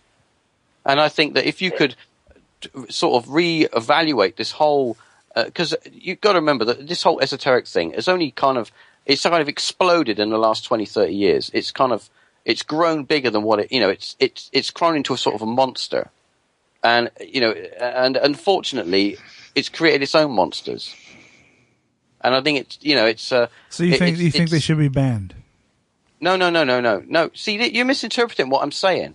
I didn't say all esoteric should be banned. I didn't even say that I agree with what the government are doing. I didn't say that. You're now putting words in my mouth. What I actually said was that it would be nice to have some form of way to remove the badder element and just give these people that are doing the good work the recognition that they deserve. But unfortunately, we can't do that because I completely disagree, Reeves. Completely. But I think we can remove the bad element by, and I guess maybe people call me a dreamer, but I keep promoting my idea of allowing people the freedom to choose to go, oh, I don't like that, or I like, or I don't No, I like understand what you're saying, Trevor, and that's a possibility. That you to give people the choice, and that's fine. If people should have a choice, and I agree with you. I'm not saying they shouldn't, but what I'm saying is that at some level, you say you've got two organisations and you give a group of people, one's a good organisation, one's a bad organisation. Yes, I agree. At some point, people are going to say, well, look, I've gone there and they're absolutely crap. I'm going with these people, they're great. And who decides who's what's good and bad, though? Well, at the end of the day, the people will decide. So what's the problem? But what I'm saying is that you've got to give the people some way to say, look, unfortunately, you can't you can't sort of give people or people will still lose their money or but Reeves, that's up to them. That's up to them, though, Reeves. Yeah, but don't you think it's unfortunate and sad? But that's irrelevant. That's up to the I mean, I don't think it's irrelevant. If I find a website that I like and they're saying, oh, if you send us $1,000, we'll send you this plaque with it, and I'm like, oh, okay. What's the issue? Yeah, but I think more of it then. I think that's it's kind of sad, really. And I do actually, Reeves. I agree. It is sad, but I mean, hey, that's why we need. And to be honest with you, choose, so yeah, I'm not saying. No, see, I'm not saying that people shouldn't have freedom to choose. I'm not saying that. This is the problem. See, this is where you people misunderstand what you're trying to say. Unless you talk to people, in such a direct way and be really kind of clear on what you're saying. What I'm saying is people should be allowed to see what they want and experience what they want, whatever they choose to do. I'm not saying that. What I'm saying is that it would be nice that there were certain measures that people could turn to and say, hey, these are bad guys and these are good guys. The good guys should get the recognition. The bad guys shouldn't get the recognition. But and that's what I'm saying. Would you have like a government to determine that, or no? I think that it would be better if there was something that the people could have. some sort of personal public body that was able to do this is the problem. See, with the whole internet, esoteric guidelines body. It's like I love it. I'll set it up tomorrow. Yeah. I'm not a big fan of money. Well, here's my thing. I don't like that every government in a country has a monopoly on this is how you have to buy your goods and services. But if there was a form of money where you could vote with your dollars, sort of thing, rather than going to the poll and voting for Joe or Sally, like you can vote with your dollars. You can vote with ostracism of not. I'm not going to participate in that show or whatever. And so that's where I would say. I just was wondering, Reeves, like, I just wondered if you wanted to have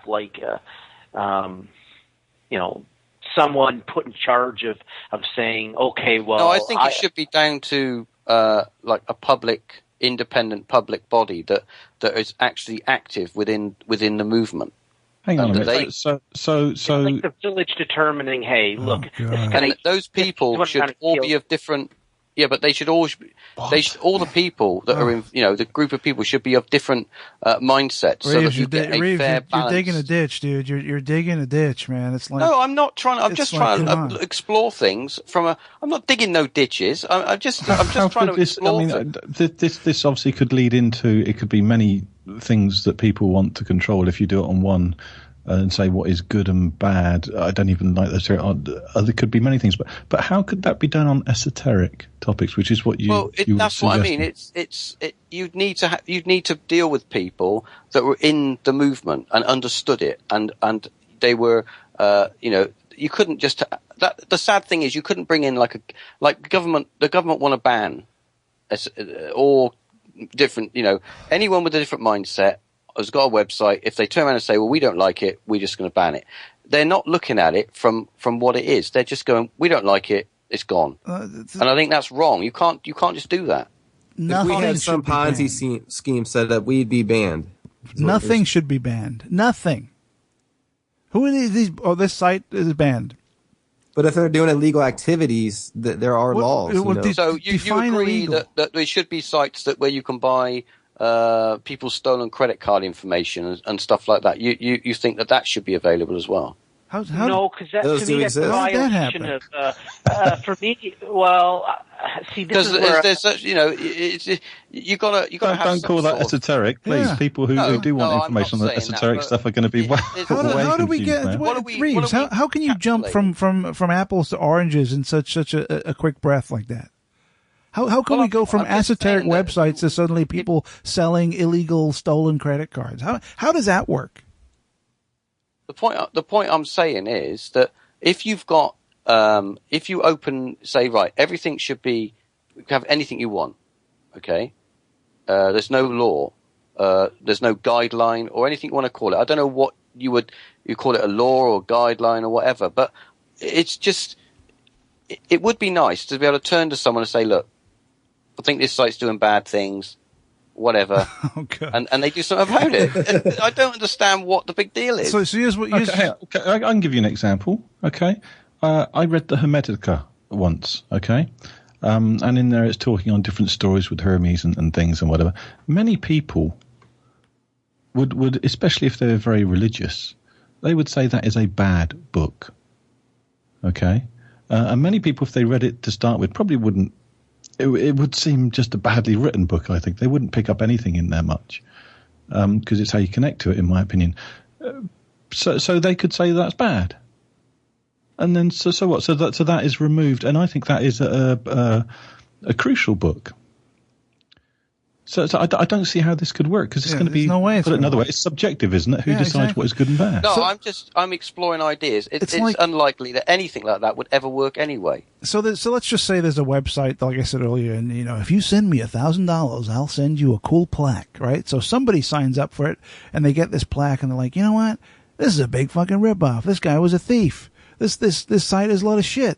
But then there's another guy who sent his $1,000 and, hey, I got this plaque. It's awesome. I really, I love this site. So what do we do, Reeves? How do we fix that? How do we fix that? There's an investigation. I don't have an answer, and that's why I think it would be impossible to implement anything like that. And that's why I think that and someone like the government bringing in a law like this, they're just looking at it and going, right, blanket ban all of it. You cannot ban these sites. No, okay? I'm not saying that. I'm just saying that someone like the government want to bring in a law. Actually, they can ban it, Gareth. Well, that's what they're going to be doing. I know they can, but Reeves said that there should be some kind of regulatory, because there are some sites out there that are up to no good, and absolutely there are lots of sites out there that are up to no good and trying to rip people off and do shady stuff. No question, those sites exist. But so what? That's just part of life. If you're stupid enough to fall for that shit, that's up to you. But even you said, I remember. Yeah. Well. Okay. Yeah. All right. For the sake of. Sorry, Reeves. No, I'm burnt out on this topic. I can't. There's nothing more I can, unless I repeat myself. No, I think and excuse me, I don't want to say the wrong thing, and I definitely don't want to put words in your mouth. I'm wondering if you've got good intentions where you don't want people to be tricked and conned, as it were. I've seen people tricked and I've seen people conned. Yeah, absolutely. And I've seen people hoodwinked and it's not nice. I understand that, especially on these sort of topics, but at the same time, maybe that's, and excuse me on this, maybe that's what they need if they are trying to pursue something like this. They need to, self-discovery. They've got to go through things first and find it. Maybe, yeah, maybe that's the only way it's going to be. You cannot. Maybe that's what it will have to be. You'll have to learn through experience and through your own. If you make a mistake and whatever happens, and you learn from that. But I say the only way that the government look at it is they look at it and say, well, we can't control it as individual things. We just stop it and ban it totally. It's the world we live in. Yeah. It would be nice if there was some sort of independent body who could turn around to the government and say, no, you can't do, you can't just do that. Let us deal with it. And they understand, that, but that's not going to happen either because there's so much infighting. I can understand a desire to support people and protect them from bad information or misguided information on purpose, but you use the word government linked into guides and can't stand the word government linked in with. Personally, I don't want the government controlling or guiding me on anything. Thank you. Exactly, I agree. No, but but when I use the word government, I'm saying that the government want to bring in a rule where they ban everything, and that's not possible. They couldn't do. It's not. They don't want to look at what it is. They just want to ban it and get rid of it, and it doesn't exist anymore. Right. So maybe there's a middle ground you're talking about. I'm looking at if you want to do something like that, or if you want to push something like that, because let's be honest, at the end of the day, we ain't going to change shit, and the government are going to do what they want to do, and they're just going to say we're going to ban this, they're going to ban it. Unless 100,000 people get up and start signing petitions, but it would have been better if they'd have said, look, let's not get involved with this. Let's give it to someone who knows what they're on about.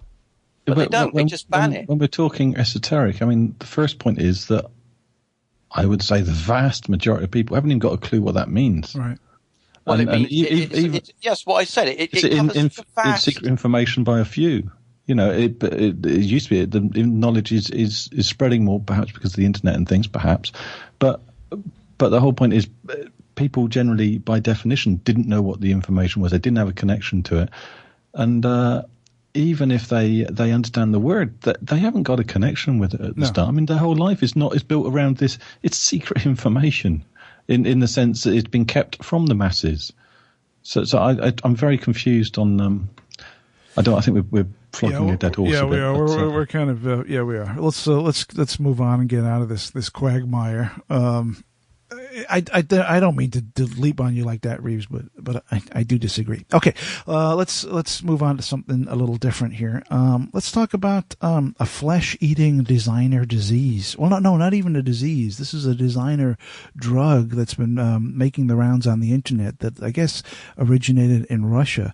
And I saw this on the news this week, and some of the pictures that were involved in this are jaw-dropping. I mean, like completely staggering. We have a little clip here, and then we'll talk about it. This is words can't describe this. It's unbelievable. In the U.S., this might sound a bit scary.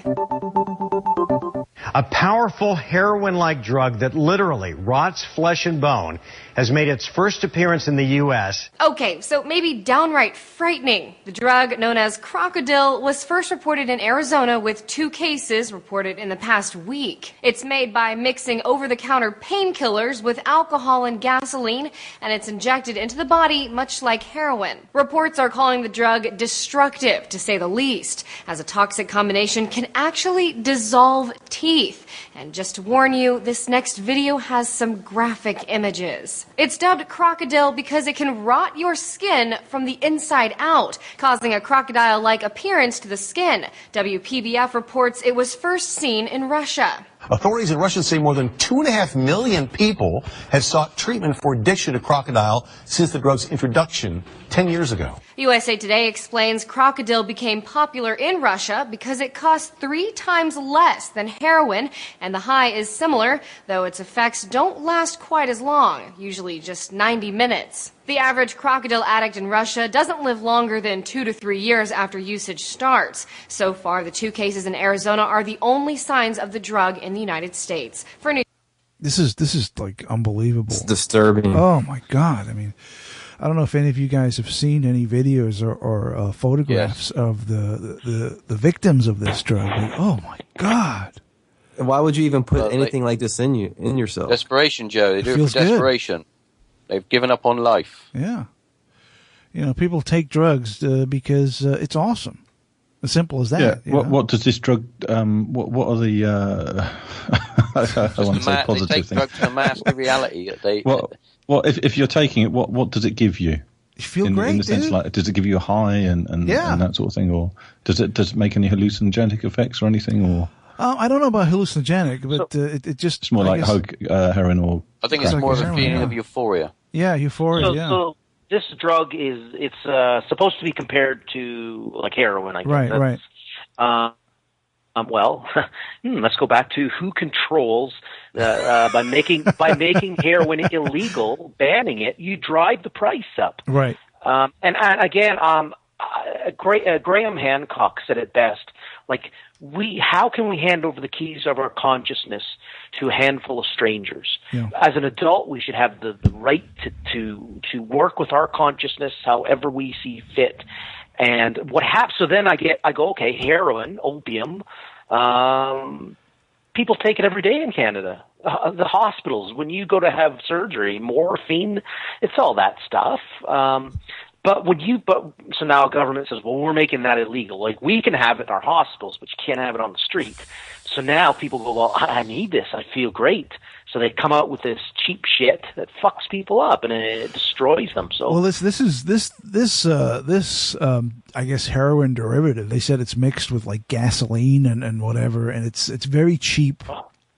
So it's a lot less expensive than heroin. But the effects are, when you look at these photographs, it's like, oh my God. It's iodine, gasoline, paint thinner, or alcohol. I mean, there's photographs of people like with their arms, and you can actually see the bone in their arm. The flesh has just been eaten away. It's very graphic. Very graphic. It's horrific. In that clip right there, they said that, once you become addicted to this, you're looking at 2 to 3 years of life expectancy. You're going to be dead within 2 to 3 years once you become addicted to this. How many people are actually using this? Well, I mean, they've only, in that clip, it was only the reports have just barely started to come through in the United States. So I'm assuming that it's a small minority of people right now, but that could change. That's what we're hearing, and that could change. And I know it's used a lot in Russia. Yeah. Well, then I just say, don't make drugs illegal. So I don't know, if you want to take heroin, at least get the quality Primo stuff like that. I don't know. You should have the right to do it. I wouldn't do it. But you know, no, if a couple of idiots are going to do it, then maybe we got to thin out the herd a little. Well, it's the whole. I think what Reeves mentioned earlier is fairly accurate, where he said that people take these drugs because it's an act of desperation, because they're in a point in their life where things can get so bad, so miserable, that taking these drugs is a release. Admittedly a temporary release, and the devastation it'll cause to your body, but it's like a disconnect from the pains of reality. I'm not quite getting this. Okay. I mean, so what did you say is in this stuff? Like gasoline? Did you say, Joe? Gasoline, iodine, paint thinner. So heroin's been around for ages, right? If the idea is that you can make a cheaper form of heroin, if that's what it is, why didn't they do this ages ago? Why hasn't it been out there for ages? Why has this come out now? What is this? This doesn't sound like just something that just happens to have come around now. You're telling me people who make drugs care about their people and they want to they want to use high cost ingredients. All right. I mean, why are we hearing this now? What's the story behind this? Do you get what I'm saying? This is making the news basically because of the devastating physical effects it has on people. Right, but why wasn't this in the news 10 years ago? Why weren't they doing it 10 years ago? Why didn't they add gas to heroin then? Maybe people had money 10 years ago. I mean, the economy maybe it's for me, there's something else. The reason why this is being. So what do you think? What do you think it is, Alex? What do you think is going on here? I don't know. Well, my first thing is a question rather than shock to it. And I mean, the second thought I had was I thought actually that sounds quite effective. It's an efficient killing thing. You get the weak of the population, you get them to take this thing that will kill them in 2 to 3 years. It's very efficient. And it's also very divisive. It's going to create a different group of people that are going to be will become like lepers. People be scared of them, keep away from them, divide and conquer. Well, it's highly addictive, right? So you become addicted to this very quickly. So in other words, because it's so addictive, it's got to be a really good high. But the high, they said, only lasts for like 90 minutes, and probably that 90 minutes will get lower and lower and lower as you take it more and more. So you'll want more and more of this stuff. So the devastation it's going to have to your body is going to be very, very great. You know, but why are they making it now? That's my question. Well, compared to why didn't they start making it? Well, we're having this 10 years ago. It has to do with the. I mean, I'm guessing here, but I'm assuming it has to do with the supply and demand. I mean, I think heroin's doing very well. I'm sure it is, but then again, but look at the economy. There's a lot more people unemployed. There's a lot more people with nothing. There's a lot more homeless people than there ever was. Therefore, the desire for a cheap high is far greater. I mean, if you're doing well in life, if you have a nice job and you're making good money, you have a place to live, your desire to partake in these drugs is going to be far lower than somebody living under a freeway off-ramp.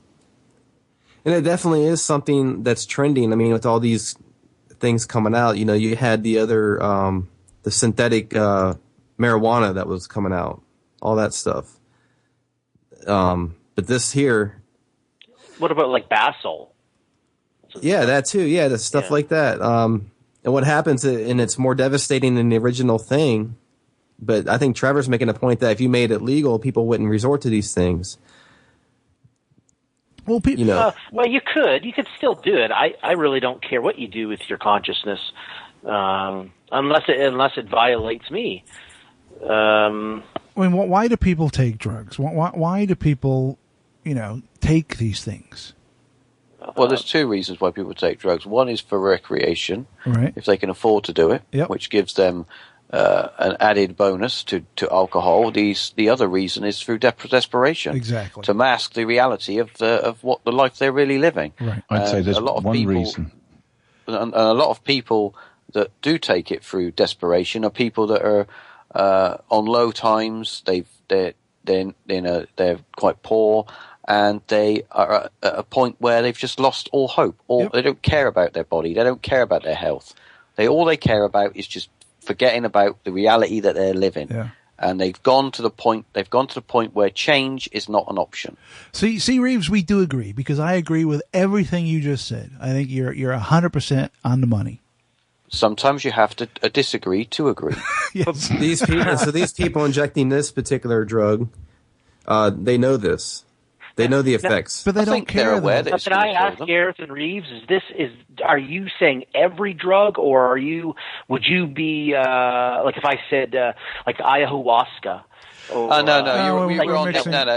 on a different level of the shelf there. No, you just said like all drugs to put you in a different reality. Like if you smoke a joint, you're going to be in a different reality. There aren't many people. Ayahuasca. Okay, you're and there's obviously there's other levels of that that I believe that are a, let's say, I mean, a lot of drugs. You could say that all drugs, actually, not a lot, but all alter your perception of reality and give you maybe a different viewpoint, a conscious viewpoint. But unfortunately, individuals have taken these drugs and they've made more deadlier versions of them. Right. We're talking apples and oranges here. I think what we're trying to get at here, Trevor, is that the average person who's going to seek out and take ayahuasca is not the same as the person who's buying this shit. Okay, the people that are going to be attracted to this crocodile stuff are people what Reeves just described, people with no hope, no future, no money, and they want to disconnect from the hell that is their life. The people who are taking ayahuasca are people who are probably having a good time, and they want to take that because they want to explore different levels of consciousness to expand their mind. Yeah, that's true. You can use ayahuasca to get people off this Krokodil as well, too. I've watched documentaries. There's a place up here in Vancouver where they have sessions of people who are hooked on these really dirty drugs, and they give them ayahuasca or like DMT, and it actually helps them to get off these drugs. Okay, I won't argue that. I mean, you might. I just wonder, I think the hardest hurdle when you go into the lower areas of these lower drugs. I think the hardest hurdle is not removing the drug, but it's changing the mindset of the person who's taking the drug. Right. Yeah. That's the hardest hurdle. That's a challenge. But if we could give ayahuasca to all these people, I think it would certainly help. Well, what would really help them too is to change their economic situation. Exactly. That would help too, because I mean, people who take these drugs, they take them out of desperation. They're not taking these for recreation. They're taking these to disconnect from reality, to disconnect the pain. I mean, what Reeves said is absolutely correct. Some people take drugs for recreation. Most people take drugs to thing. I had a friend once who was on. He was connected. He was taking heroin He took it for a number of years, and he was on a methadone. Is it methadone? They give them methadone to substitute the heroin. I think so. Yeah. And I asked him. I used to work, and I said to him, "Why do you take this?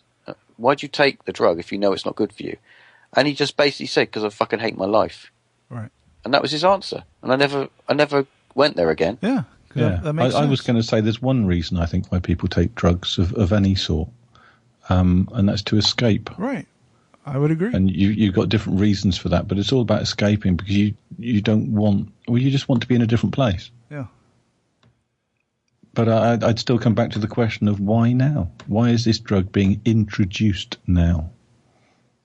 Because this is this just one or two people, or is this something that is starting, as Joe said, to trend that will become widespread? I mean, heroin is used from rich to poor. Sure, it's throughout society. It's not one class or something. Well, this is a derivative of heroin, but it's the quality of the product. I mean, if you're rich, you're going to get very high quality ingredients that are not going to have that much of an adverse physical effect.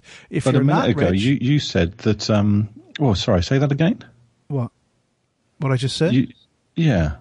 You think people, if they're rich, are going to take heroin with no adverse effects? No, I didn't say that. I said physical effects compared to, in other words, if you're look at the two different classes of heroin, right? If you got the money to pay for the real good pure stuff, you're going to buy that. If you don't have the money, you're going to buy the gasoline filled shit that's going to be incredibly cheap. But do you think that high grade heroin then is healthy?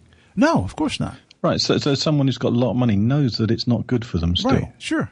Right? So how... But they think they're getting quality. But they're taking it for different reasons also. No, they know it's not good for them. Yeah.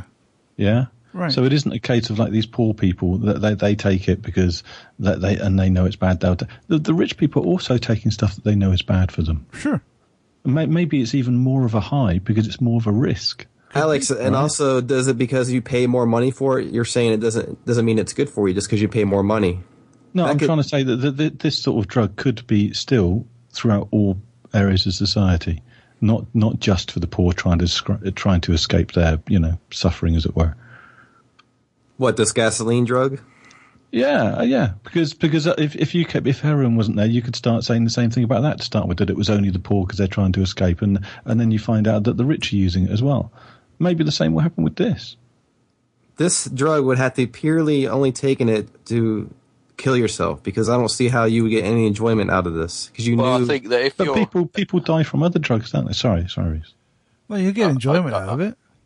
There's no guarantee you're going to die from heroin. I mean, yeah, you're going to die, but there's people that take it for years too, right? Sure, and their skin's not falling off. But it does. Sorry, I'll be quiet. Sorry.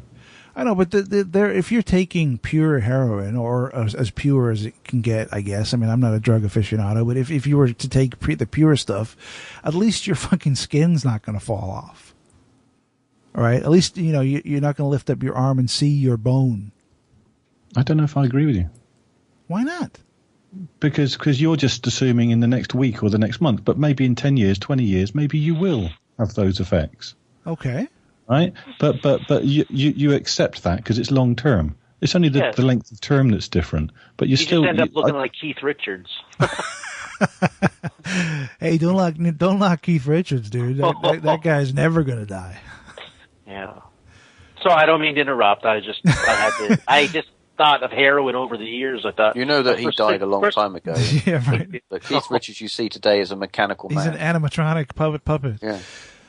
But I mean that's we're coming to the end of the show now. I mean we've been talking for 2 hours. I really don't know where else we can go on this. We could talk about why people take drugs and why not. I think, I mean, everyone on the panel has made a valid point, but I think Reeves hit the nail on the head here as far as why people take drugs.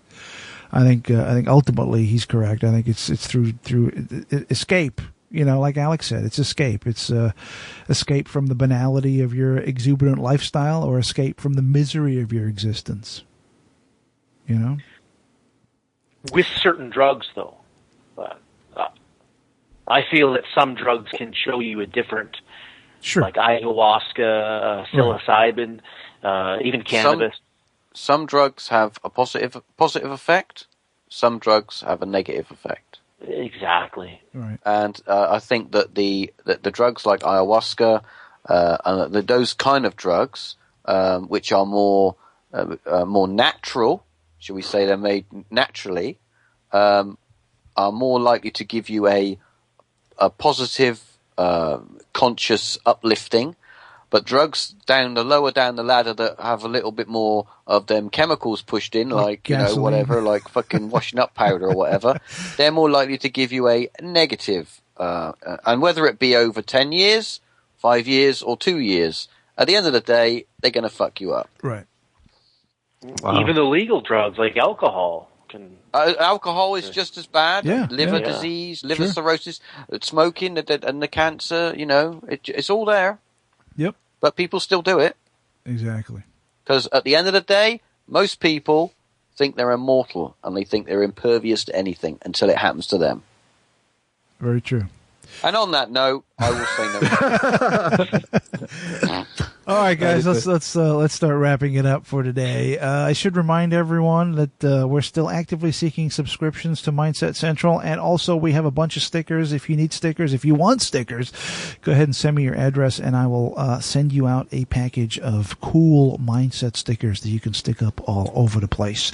All right, having said all that, let's see where everyone can be discovered. Let's start with Trevor. Trevor, where can you be found on the internet? Well, I can be found on Facebook. I have a business online. It's called Bigfoot Mountain Survival Gear. It's on eBay, and I do have a webpage on Facebook, and I'm always adding to it. I just started it in July, so if anybody needs any kind of survival gear, just, hit me up, and I can, I've got some connections to some people who can give me some good deals. So that's BigfootSurvivalGear.com?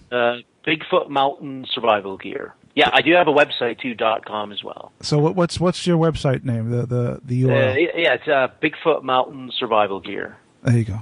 .com. And right now it's I've got a lot more on eBay, and then on Facebook I got a web page too there. Is that a .com or a .ca? It's .com. Okay. But the eBay is .ca.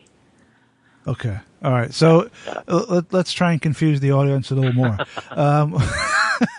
Just look me up on Facebook. Okay. Or eBay. That's the easy. Just search for Trevor Murray. You'll find him. Yeah. All right. Let's say, Joe, where can you be found?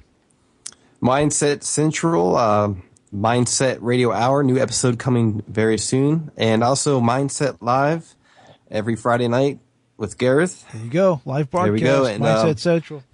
My drug to escape from reality is the wilderness. So you can check out my adventures on youtube.com/FL Trailblazer, Florida Trailblazer. Excellent. And Reeves, where can you be found? Paranorm.info and Mindset Central Paratalk. And my drug to help me escape from reality is chocolate. Oh, yes, chocolate. And crisps. Not at the same time, though, right? Crisp sandwiches. Oh, there you go. Yeah, those are good. Yeah. Let's see. Alex, where can you be found? And my drug is a nice cup of tea. Nice cup of tea. Oh, yeah. I love Joe's drug, by the way. That's a great one, I think. That is. Yeah. I'm sorry. Facebook, YouTube, and alexfate.com. There you go. All right, guys. I'm going to have to go, guys. My Krokodil is fired up here. So. All right. Thank you, Trevor. We'll talk again soon. Excellent. Thank you.